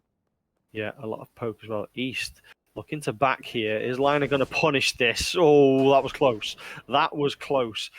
East just about escaping there, having had to use the Bat out of Hell defensively to escape. And that's one of the advantages of Camazots in the jungle, is they do have that slipperiness where they can just ult away and fly to safety. Duo laners slugging it out again. Rosie falling behind here, but Sol's lifesteal can potentially come online at any point. There is the Supernova, difficult ability to land, but the basics are not difficult for Rosie. They're connecting with them all, and it's ring around the Rosie now, as both junglers, both ADCs are just a basic attack away from falling here. Liner is lurking though, and there's a special delivery being lined up. But Ace gets the kill first. Are they going to be finished off? No, Liner misses, but finished up with a basic attack. And the rotation works once again. Liner maintains that 100% kill participation. But this is old school Smite, Mitch. This is ADCs dueling it out, not just running away and farming all game. Yeah, it was very well played by AZK. He made the best out of a worse situation. He managed to take down Rosie just before Liner managed to pick him off. So he does lose a little bit, but honestly, with Rosie not getting that farm from that kill, that's definitely in his favor there. Mercury lurking, Lagared manages to get a Waxing Moon onto 2, but it's not going to be enough because Liner is here again, picking up a kill again, and once again they've been heavily involved in absolutely everything in the first 10 minutes of this game. As Merlin manages to pull a couple of people in, but it's not enough. Mahakali disengage, look to clean up their buffs a little bit, and they've started strongly, Mitch. Yeah, Mahakali, again, playing for the early game. They've got a lot of early game pressure, and we've seen now that in second game, now that they know the playstyle of Order of Blight, they know where to pressure their early game, and they managed to win them quite comfortably game 2. So if Order of the Blight allow Mahakali to, again, pressure with their early game, take what they can, it's definitely going to be a situation where Mahakali are going to try and close it as fast as they can, try and get that third game win. But Order of the Blight aren't out of the game yet. They're playing for as well, and very close, unfortunately. But very close. I considered there as Ace K was lining that up, if the Bastions would allow the basic attack to proc, and they did, wasn't enough to finish Rosie off, but there you go. I've learned something for Season 10. You can use Expel's basic attacks, and that will with the Raging Steel throws Liner to nowhere, really, and Rosie cleans that one up. Ordered Mess. I perhaps would have wanted a bit more follow-up from HK, but I imagine they were looking on thinking, I'm not getting involved in that. Far too many full health members of Mahakali around, and down they fall. We've got a bit of lane freezing going on in the mid lane. Cringe. How dare you lane freeze? Cringe. Mitch Cringe says is cringe. The chat Come on, says Jared. cringe. Cringe. We'll leave that one to the public, shall we say, of what the opinion of that one is. I'd say cringe if it was against me, but that's just me. No one likes a lane freezer. Come on. Well, no one does at all. You're right. Solo laners are battling it out once again, this time with the Totem of Ku. And I must say, I think the repositioning of the Totem of Ku to there is so healthy for that solo lane. Oh, yeah. No, definitely. Totem of Ku has always been one of those things where it comes to... It provides so much for a team with the mana sustain and the extra gold. It's just one of those things that solo laners have always thought about. So providing that to, especially picks like, say if Order of the Blight managed to get it, giving that to Ace K, especially on Jibbalanqua, who's a very mana-hungry hunter, it just helps the team overall. It certainly does, and when you're playing in one of those games where you either get them all or you lose them all, you really do look up and you think, hang on, we're 4k behind here. Where has this come from? And it does come from those little neutral objectives, as we see poor old Alfie getting pursued by 2 here, one of which is Line, and you're not really going to run away from a Mercury anytime soon, but they do retreat back under their tier 1 tower to safety. Liner once again lurking around. Maintains the 100% kill participation so far. I think they've had that in 3 games so far. I really do think they have been so heavily involved in everything. Really strong jungle starter in this set so far, but they've only been able to carry it through to victory once, but they will be looking to do so again this time. And these dual laners, Mitch, they are going at it. Yeah, no, it's nice to see that lanes are definitely more boxing oriented. It allows for more skill expression, just allows for big wins if you do manage to get the solo kill. It's just a huge advantage overall. So yeah, no, it's definitely nice to see, especially in solo lane, where solo lane just became a bit of an AFK farm last season. So, and again, as you can see, with the Totem Coup changes as well, actually, in that circle as well, solo laners get bonus damage, which is very interesting, actually, because if you want, you can not take the Totem of Coup, sit in it, and try and clear with the bonus damage. It's really interesting to play, but most people are just going to take the Totem because the team-wide benefit is just there. I did not know that. I've learned something there. I did not know you get bonus damage stood in that little Totem Coup. And who'd have thought I was a solo laner by trade? There you go. I also feel that the cooldown buff actually being there as well is very, very healthy. Just gives more things to fight over. But this one, we are 12 minutes in. Only a 3k lead for Mahakali. Not a great deal, but it's certainly something to build upon, which they did very, very well in game number 2. And if they can play like they did in this one, then it'll be a comprehensive victory. But Order of the Blight will have something to say about that. Go on, Mitch. I just want to say, okay, so I was saying that Soul doesn't have CC Immune Ultimate. That's my bad, because I noticed that in the chat that Rosie corrected me. I literally went into jungle practice and practiced it. Yeah, I'm wrong. That's my bad. Bad casting moment. It takes a big man to admit when you are wrong, Mitch. I just don't play Soul, so I don't play Cringe Gods. Anyway, carrying on to the game. Good save. Good save. I actually played Soul for the first time the other day. Very fun. I think I might pick them up.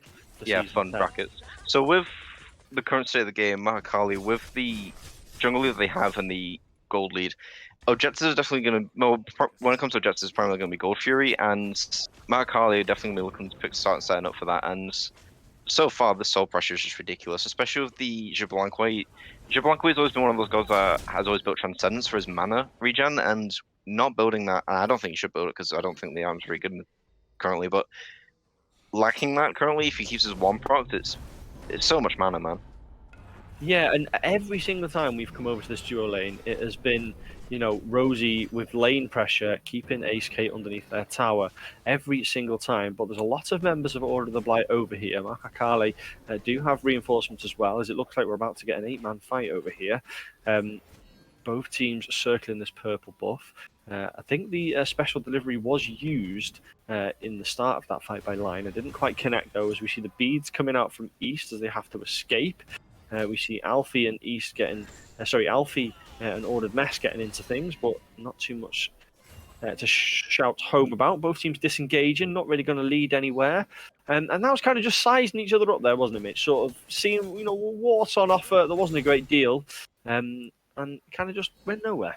Yeah, both teams know that they're both looking for the Gold Fury, so just stepping up, see how they go. And honestly, both teams need to be very careful, because one wrong mistake, Mahakali are going to take their lead and exercise it, and then if Order of the Blight manage to take the lead, a lot of Mahakali's early game pressure is just going to be wasted potential. So both teams playing a bit slower. They're going to try and farm to see if the fight end. It looks like it's going to get to solo.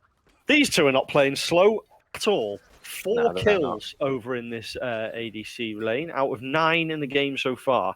Rosie and Ace K trading kills backwards and forwards. They have been going at it from the start. Rosie falling this time. Ace K getting the lane pressure off they back to finish off a couple of items, and they will be back to lane. But This one, it's had the pace of the other two games, hasn't it? Is this the season, Mitch, or is this these two teams? Are they just looking to fight, or is the new map saying you have to fight now?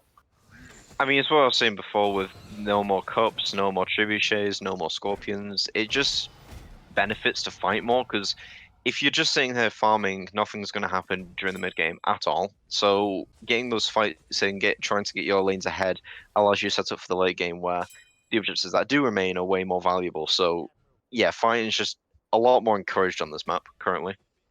Yeah, it is. And East is looking to fight as they chase Copper Cloud through the jungle, but there won't be any reward there. Gold Fury was started up there by order of the Blight, or was it Mahakali? Either way, it's fairly low on health, and the fight has continued at the Gold Fury. East is looking to get a kill. Liner's got something to say about that one. Gold Fury is low. Dharmic Pillars are out, but the Gold Fury has been pulled away from those Dharmic Pillars, and the Gold Fury will reset. Rosie will have to reset because they are heading back to base. Order of Mess picks that one up. Order of the Blight have picked up the Gold Fury again, but Mahakali once again are still here. They've caused the disengage. All members, both teams over here. This is a proper objective fight. Something we like. Big ultimate coming out there from Liner. Connects with two, but the beads are used by Ace K to force them away. Do have crit online, so just one or two basics can certainly send the jungler packing. As now we see Coconuts having to run away. 3 members in pursuit. And this is a big fight with little kills happening yet, but that may change now. Coconut does fall. This time East picks this one up. Order of the Blight have the numbers, and are they about to have the Gold Fury as well? Yeah, they can definitely take it. Liner with her ult down is going to find it very difficult to try and engage, just try and sneak it in. But with the Merlin, though, it could possibly take it with the damage, but I think it's going to go quite comfortably to Order of the Blight, which throughout the set, whilst they've not gotten every objective now, especially with the game 2, they've shown to be overall pretty... they're pretty good over objectives. They've made some mistakes, but they have definitely focused them overall. So with that Gold Fury, that definitely brings them back. It's definitely equaled out the playing field because they now have the gold lead. Oh wait, no, gold's equal now. My bad, only by 100 gold. So now looking at the Pyromancer, they're just trying to secure these objectives. Alfie's not looking at the Pyromancer. Alfie's looking at the backline. Alfie is looking at Zarzith, and down goes Zarzith as Lagred gets the final hit onto that one. An Order of the Blight, similar to what they did with the Gold Fury a second ago, delayed it, got the pick they need, and now they've picked it up again. Mahakali are lurking nearby. Copper Clouds doesn't have the greatest steal potential, and Rosie picks up Ace K on the other side of the map, and that was an absolutely big kill, and I'll go over that one in a second, but Order of the Blight do get the Pyromancer. Mahakali did their best to steal it away, but they didn't quite have enough. And the reason, Mitch, why that was a huge kill over in the dual lane is because before that kill, Rosie was 2 levels behind. Yeah, she'll actually equal it out. I mean, she's taking advantage of just the Xbalanque. I mean, for once she's playing solo, so she gets a lot of pressure, a lot of sustain, but I feel like currently the Xbalanque is quite easy to box into because once Ace K gets into lane, stuff like that, he tends to lose his mana pretty quickly, and having no mana on Xbalanque means, no ultimate. He can't dash away, he can't use the cone ability. From downtown by Liner, gets the crit as well, gets the beads and the Aegis out of Zarzith. So I'd say Mercury ult for 2 actives on the mid lane, definitely a trade worth taking. Yeah, definitely. I mean, Chang'e has a lot of sustain built into her. She has a lot of safety with her too, so just taking away a bit of that is definitely always useful to have. And Liner's ult will be back up before she knows it. Yeah, and it puts Lagred in a bit of a dangerous spot because having no beads into a Mercury, into a Ganesh, that's quite worrying, and that is a potential dive to happen right there. Over in the duo lane, Ace K is fully recovered now from losing another 1v1 to Rosie. They've lost a tower, and now they are looking to rotate over. And I think it's only a matter of time before we see something big happen over at the Fire Giants. And I always mention this on my cast, Mitch. A lot of steal potential on both sides this time. Yeah, both teams have very good objective play here. Like the amount of burn damage they both have. Actually, no, I'd say Mahakali has the more burn damage. A lot more damage than Order of the Blight, but both teams have very equal secure, so I think when it comes to objectives here, the best thing to do is try and get the picks and then go for it, because I think fighting over Fire Giants to try and secure it and steal it is going to be very difficult. Yeah, we see grouping over here in the left side jungle. Solar laners are fighting, mid laners are fighting, duo laner and jungles are all fighting. This is a nicely picturesque looking map. Order of the Blight looking for some deep invasions here. But Mahakali are certainly no slouches. And Chonga there managing to hit both bastions at once, clearing them away. And now looking to get involved in the fight that has already started. Whirlwind of Rage and Steel has to be used defensively once again, as Ordered Mess hasn't quite been able to use that in the offensive capacity they perhaps would have liked. Ace K is trapped between a Liner and a Rosie, and down they fall. Order of the Blight on the hard retreat. They've had to give up that territorial advantage, and Mahakali have only got one thing in their mind here as they charge towards the big boy. Yeah, I mean, they're going to take this tier 1 tower because it's really low, it's going to be easy to take, and now they're probably going to set up around this FG, get some wards around, and then maybe try and burn it, because, I mean, to be fair, Order of the Blight definitely can contest it. Alfie has a lot of dive potential, has a lot of way to distract the backline, take him off it. East, again, also has a lot of sustain, a lot of dive potential. Jared has his ultimate and the sustain, then Ordered Mess can just be in their face, try and roar on them, try and take away their auto attack damage, so I don't think the FG is particularly that open for Mahakali, but it looks like Order of the Blight trying to respond here. It's definitely not, as Zarzith gets cleaned away by East. Basically, what happened after that tier 1 fell was Mahakali completely split. Half the team went over to Gold Fury, and yes, they will take it, but the other half went over to Fire Giant and lost a member for it. If Order of the Blight had maybe recognised that they had the territorial and numerical advantage there, they might have gone in a little bit harder onto Mahakali, and they would then be in prime position to set up a Fire Giant. But with the mid laner down, you have to say Mahakali are on the back foot now for what is an upcoming Fire Giant fight. Yeah, they're definitely setting up for it. I mean, Mahakali managed to get the Primal Fury, which is okay. It's definitely going to be useful for the FG. It's definitely not the favoured one. I think most people would rather have Oni in 99% of the cases, but having it for a Fire Giant is definitely useful, especially considering that comp with Mercury, Merlin, and Sol, the amount of burn damage they have, and it looks like they're going to try and start it here. They are starting it up. It may well be just a bait, though, as this new and improved looking Fire Giant takes on Ace K on their own. Mahakali not getting too involved in this, actually. Maybe recognise that it is now going on. Order of the Blight have continued the Fire Giant. It may well fall here with very little contention from Mahakali. And if Order of the Blight managed to take this Fire Giant, you have to say it feels like a bit of a cheap one. But Mahakali are nearby. They are aware of this. There is sort of tentative fighting going on. Liner picks up East, and that may be worthy of a trade for this Fire Giant. The Fire Giant does go down. Mahakali actually take it. They steal it away. Order of the Blight, what have you done? Well, they've taken Coconut for a start. That's one good way to win back what has just happened. Order of the Blight now on the hard retreat. Liner in pursuit. But, Lagred absolutely cleans Liner away. Where did that come from? As one last member of Order of the Blight contest Fire Giant, and Mitch, what have we just witnessed there? Yeah, unfortunately, this is the same mistake that they made second game, I mean, unfortunately, where Order of the Blight get a bit split on the objective, where one wants to try and fight to keep Mahakali away from the Fire Giant. Meanwhile, the other half of Order of the Blight are trying to burn it, but they don't have enough damage to secure or burn the Fire Giant, so then Mahakali kill the people trying to defend it, then they walk in, and then they just take the Fire Giant for themselves. This happened in 2 games now, so hopefully Order of the Blight in future Fire Giant fights and objectives, they can try and group up and try and be a bit more focused on what they want to do, whether they want to try and focus on the burning the Fire Giant with Solid, keeping it in, or take these fights, because right now this indecisiveness is costing them the game. Yeah, absolutely. And I think when that one started up, Order of the Blight, they had the advantage because, of course, Zarzith was down. So you start the Fire Giant up, but as soon as you recognise the Mahakali are nearby, you just drop it. But that's not what happened at all. Ace K was at the back fighting it on their own, basically, and you had Ordered Mess sort of stood there just tanking it, so, it didn't reset. But Mahakali just recognised, we've got the numerical advantage here. You've got to commit. It's take the Fire Giant or it's take the fight. But yeah, doing a bit of both, you kind of do neither. And Mahakali fully took advantage of that situation. But all is not lost. It's a very slender lead. It's not really worth talking about, really. It's back to even keel, and this one trundles on as being an incredibly close game. Yeah, one thing I am concerned about, though, for Order of the Blight is once Mercury and Sol get into a tower and they try and burn it down, especially the FG, that tower's going to go quite quickly, so they need to evaluate what's worth defending here, because, for example, this tier 1, let it go, it's definitely not worth fighting over, but tier 2, maybe, but even if you let it go, you have to defend this Phoenix, because right now you need to try and slow down Mahakali so they can take away that FG advantage to try and waste as much time of it as possible. Yeah, FG only on 3, not on Liner, because of course they got cleaned away by Lager Red not long after they took it.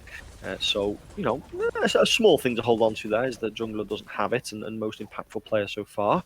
But Mahakali not looking to pursue this tier 2. They are sort of dropping away a little bit. Are they going for gold here, Mitch, or are they just going to mid lane tier 2? Well, I don't know what's happening. What's going on? They're probably going to set up to try and take tier 2 for mid. But Gold Fury is coming up online, and it is the regular Gold Fury, I believe. So if it was Oni, I'd definitely just beeline try and take Oni Fury. But also they're trying to bait him into this fight, into the side corridor here. They certainly are. Pulled into a narrow space is not where you want to be when there's a Zarzith on Merlin on the team, pulling out a lot of damage. That's exactly where Merlin would want you to go. Dark Pillars can use a bit of a strange one there, but they do dash in and manage to grab hold of Lager Red, but they do escape. So Mahakali keep everybody together. Order of the Blight doing their defensive duty so far. I'd say the last minute or so has been pretty good for them. They haven't really lost a great deal.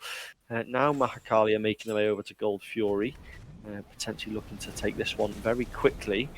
Order of the Blight, I'd say, having lost a Fire Giant, what did they lose for it? A tier 1? You've got to say pretty happy with that.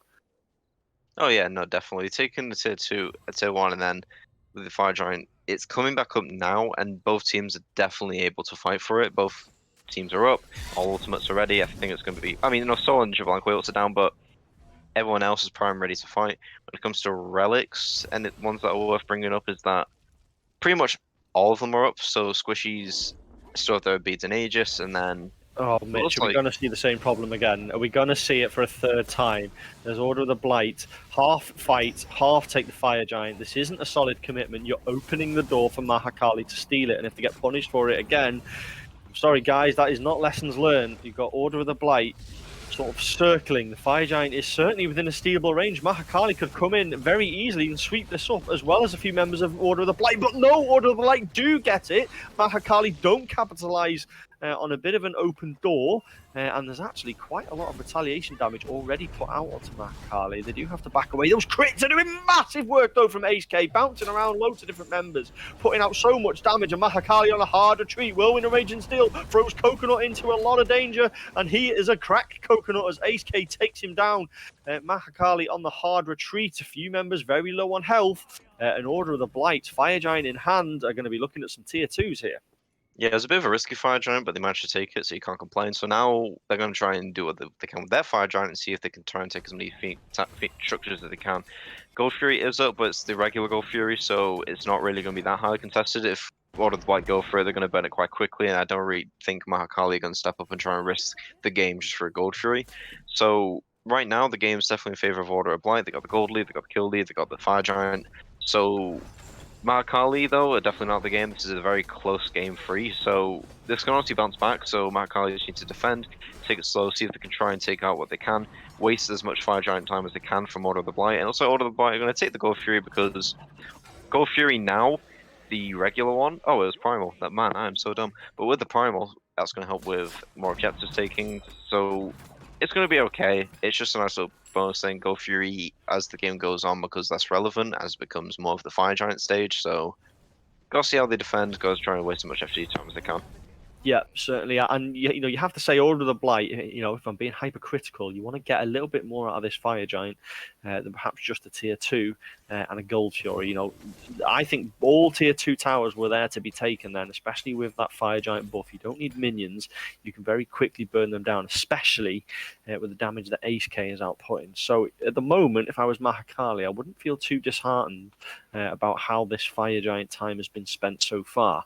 But it is early days. Order of the Blight lurking on left side, grouping up together, all except east here, and it looks like they are going to put a charge onto this tier 2. It seems to me like Mahakali have gone scouting across the map to try and find them, and then realised, hang on, they're all in left. We need to get over there.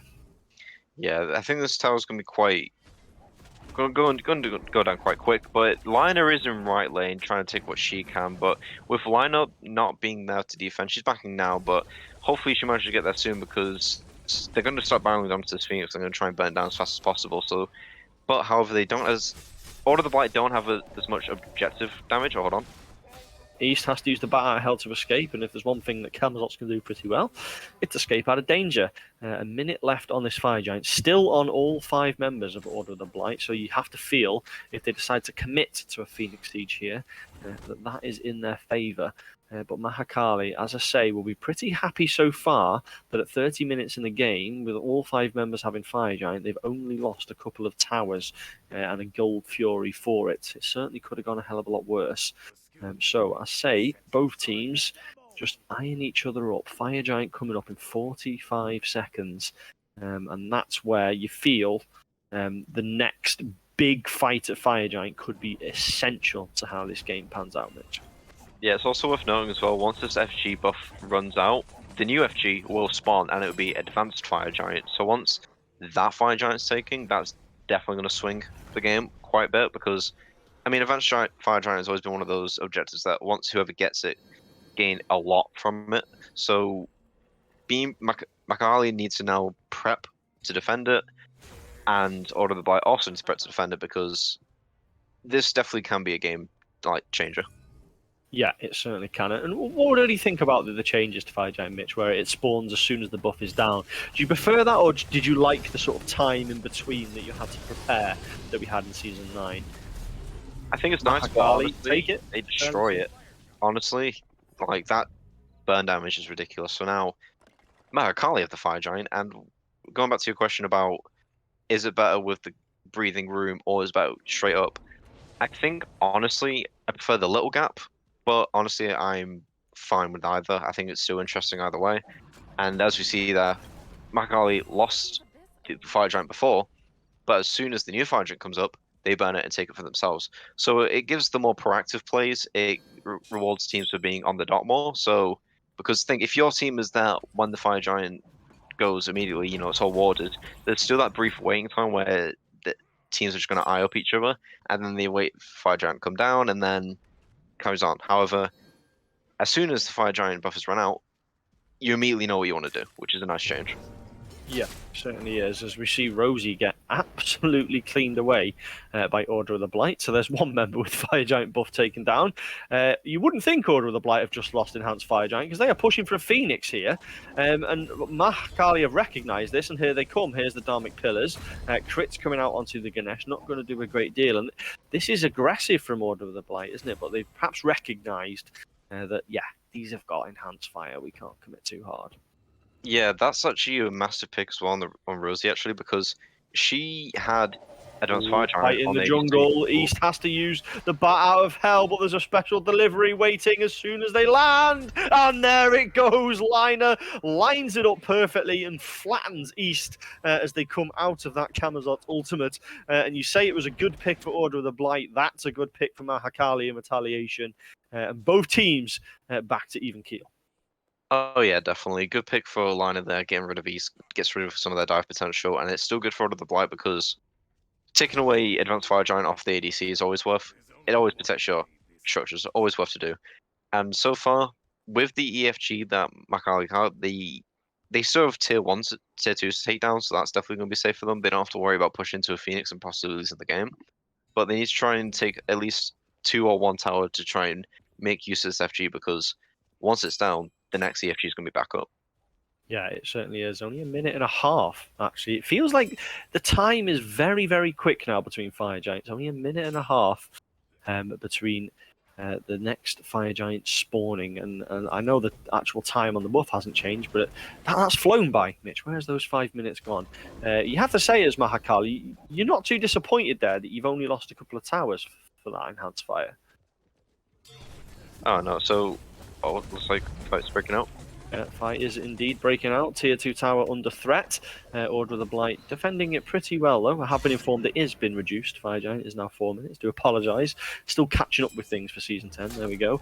Mahakali looking to put pressure onto this tower now. They are making the most of what they can get out of this remaining minute on the Fire Giant, and a tier 2 is the first thing they do take. But Order of the Blight, not afraid of the opponents of Enhanced Fire, still looking to engage and get things moving and start these fights up.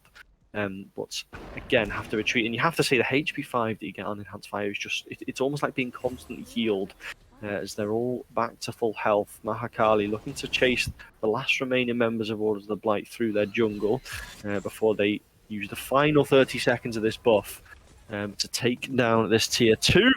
And we are just a minute or so away, Mitch, from the next big fire giant fight, you feel. And I've said it about the previous one, but this one even more so. This is really, really important, isn't it?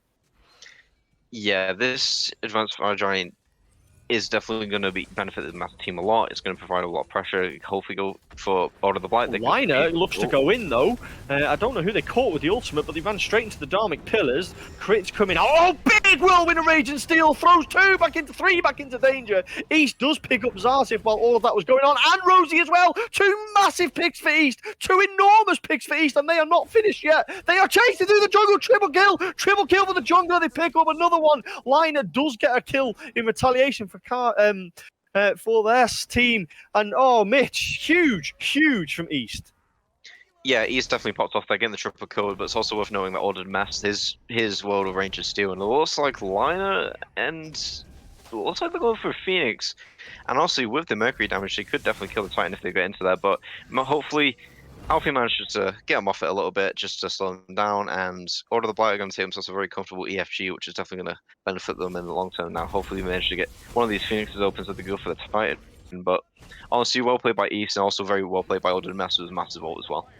And you have to say, that the star of the show so far, up until the last team fight in the jungle, has certainly been Liner. They've had an incredible first 2 games, an incredible time in this game as well. But East came alive there. They've showed that they've got a stake in this fight as well, picking up a huge triple kill. And let's be honest, they pretty much did it on their own, didn't they? Because the rest of the team was fighting, a couple of clicks away. So that was almost like, they came in from behind and just cleaned house. So huge play from East. And I hope that a clip is made of that, because that was absolutely brilliant. So here we go. Enhanced Fire Giant is on the side of Order of the Blight. They have got Mahakali sat underneath their base. Birds have not been broken. Base still stands. But what doesn't still stand is a team's status at the end of this game, because both of them have given it everything so far, and it would be harsh that there's a loser for this one, Mitch. But it's just the way it goes. It's been a great game so far, hasn't it? Yeah, and it's not over yet. Both Order of the Blight definitely have playing the front seat currently. They're definitely in control of the game, but Mahakali have definitely shown that they can still play from the back seat, and they're definitely going to try and defend. And I really do think they have the good chance to defend, especially with the Ganesh ultimate. The amount of damage that Rosie can put out, the surprise ults by Liner, the amount of pressure Coconut can apply to a team. I don't think Mahakali are out of it. I don't think this game is going to be free for Order of Blight. I don't think it's going to be free for either. Both teams have been putting on a really great show tonight. They certainly have, and this is what all amateur Smite is about, entertaining games like this. It's why we love it, it's why we cast it, and I hope we have done the game justice tonight between myself and Mitch. But this one is nowhere near finished. It would be a fool who suggest that Mahakali are out of this one, because they have shown already that there's fight in this dog yet, as they sit firmly underneath their phoenixes. Jungle warded nicely. They know Order of Blight are at the gates. They know the enemy is here. What can they do to stop them? Dharmic Pillars go up. Phoenix chucking out a bit of damage on its own. Big ult from Liner, catches 2. Bigger Whirlwind of Rage and Steel, catches 3. Big damage coming out. Lagred picks one up, but in the back line is Liner getting hit into the Camazots. Rosie picks up Ace K as once again the ADCs continue their everlasting duel. Liner gets a good crit though onto East, just enough to deter them, but Order of the Blight are not finished with this escape. Liner doing all the juking they can, but it's not enough, because Lagred has got that big area ability around them, and down goes Liner. 2 members of Mahakali down, only 1 from Order of the Blight, but this one is surely not over yet. Order of the Blight have still got to break the base. They've knocked on the door, but the door still stands. Yeah, Mahakali played that extremely well. The Ganesh ult put a massive wrench in their plans, managed to slow down the thing, and then with Liner's ultimate coming in, just disrupting Ace K, managing to prevent the Phoenix from taking damage. But unfortunately, with the picks from Order of the Blight, they've managed to still stand, and they're going to take 2 Phoenixes, maybe 3 now, but with another Ganesh ult. The base remained unbroken for a while, but now it has fully been fractured as two Phoenixes fall down in quick succession. Order of the Blight take left and mid Phoenix. 35 seconds left on Fire Giant. You know what's happening here. They are backing, regrouping, heading to Fire, knowing that if Mahakali step out to defend it, there is fire waves in that far side lane. And that is why there is so much value in the left side lane, Phoenix, if you are playing on the Order side, because it means you cannot contest that Fire Giant freely. And that could be a big factor here, Mitch, especially with the current state the Titans are in pre-fix. Yeah, unfortunately, with the Titans being so squishy, as soon as like one of the teams end up in the starting room, there's a good chance that Titan's dead. So right now, I think this game can be very much well be decided by this advanced Fire Giant. I know I've been saying it about the past 3 advanced Fire Giants, but bear with me. So if Order of Blight get it, I think that could be coffins. They can just walk in Titan with the AFGs. They are going to get it. Yep. They are going to get it quite easily, as Mahakali were almost trying to be a bit proactive there and clear the Fire Giant waves so they could go in for the fight. But it looks like it may be a little bit too late, as Order of the Blight are closing down on the base. Are Mahakali going for a base race? Is this a base race? This isn't a race, this is a tortoise and a hare, because one Titan has got no Phoenixes alive. There's no way they can defend this, surely not. The Mahakali's Titan is under attack. Order of the Blight with Enhanced Fire Giant in hand, and the specially squishy Titans are going to take game number 3. They drive home their advantage they picked up from that Enhanced Fire Giant. And Mitch, what a game both teams put on show here, but Order of the Blight stand victorious. Yeah, Order of Blight taking their second victory this season. It's honestly well played to them, and honestly well played to Mahakali. I think, honestly, either one of these teams could have taken it, and honestly, it was a great game to cast, and it's very fun to watch.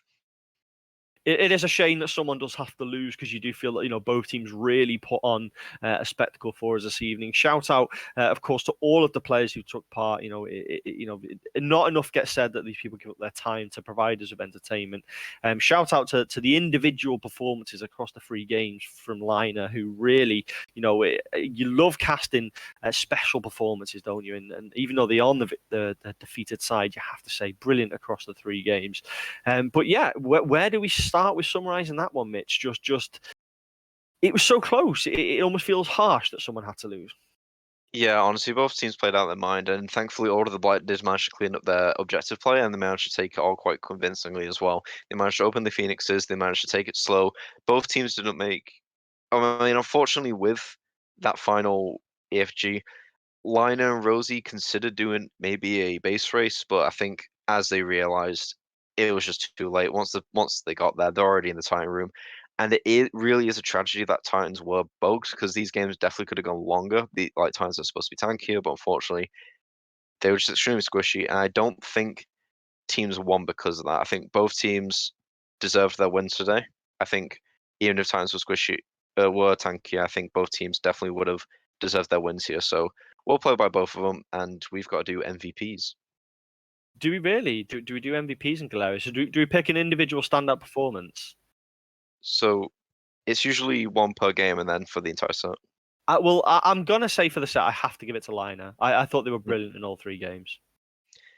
Yeah, for game 1, I think it's Alfie, personally. Because Alfie, once he became online and the Cullen was just rampaging through the backline, there was so little that Mahakali could have done to do it. So I think Alfie definitely deserves set 1. Okay, I'll let you decide that one, Mitch. If you go Alfie to game number 1, certainly game number 2, the line of Thanatos was just so instrumental in that early part of the game. Just so heavily involved in everything, and I have to say, for me, yeah, Liner for game number 2 for sure. Game 3 is harder. Game 3 is a lot harder. It is harder, and I think as a team, I think Order of the Blight played exceptionally well. But when you're going on individual performance, I think I have to give it to Liner or East. Liner or East. How do we split this? I mean, I think it definitely could have gone to the support of Order of Blight as well. Some of his ults were incredibly massive during those team fights, but I think you can definitely argue East as well with his triple kill and his picks he's managed to get throughout the game. So I think it goes to Order of the Blight, one of their support of their jungle, in my opinion. Do you know what? I think I'm with you on that one. I think there was quite a few big whirlwind of Rage and Steels there that made a massive difference. So I wouldn't be averse to giving it to the support either. So yeah, we'll go with that. We'll go with the support for game number 3, the Jingtin. Big pick. Yeah, honestly, it was a great set. Both teams played well. I'm personally really excited to see where both these teams go throughout the season. They both showed a lot of potential, especially Water the Blight going on. So far going uncontested. They haven't managed to lose a set yet. Mahakali, unfortunately, haven't won a set yet, but honestly, they're definitely going to get one soon. They've played exceptionally well. They just made a few mistakes, but mistakes that can easily be cleaned up. Yeah, for sure. Mahakali, you're looking at Order of the Blight there, top of the table, 2 wins. Mahakali went toe-to-toe with them every step of the way there. And like you say, it was just one team fight that sort of didn't go right, that sort of led to the loss, basically. So, yeah, definitely positives to take away from Mahakali, for sure. Some really, really good stuff in there. I think all 3 games they won the first 5 minutes quite comfortably, actually. So their early game is very, very strong. I think, yeah, maybe just tighten up those those sort of mid and late game team fights a lot to come from them, I think. And I'm sure if I cast them again this season, I'll see them pick up a victory at some point. But yeah, I think that's it. Is there anything else we need to go over? This is my first Galeria season 3 cast, so I don't know if I need to award anything else. No, I think we just call it here. All right, fantastic. Well, thanks everybody for tuning in. Those of you who don't know myself, I am iCaraGold. You can catch me on my Twitch channel when I cast games for other leagues, or you can just find me in the Discord if you want to say hello. And Printers is whispering in my ear to promote another league, which is very kind of him. So I run Smite Night League, which is a standard format league where you can sign up as a 5. Our 5th season is about to get underway. We start on the 19th of February, and our sign-ups are open. If you want the Discord, you can find it in the collaboration section of the Galeria Smite Night Discord. So yeah, if you want to come and get involved, come and get involved. We have gem prizing just like Galeria. I can't say we're exceptionally well run as Galeria is, because I always say to Printers his league is exceptional, but we certainly offer something different as well. So yeah, that's it from me. Thanks to Mitch for casting. It's been a pleasure to cast you here tonight, Mitch, for the first time. Sure, it won't be the last. And once again, thanks to Printers for being excellent on production. And I will see you all on the next cast.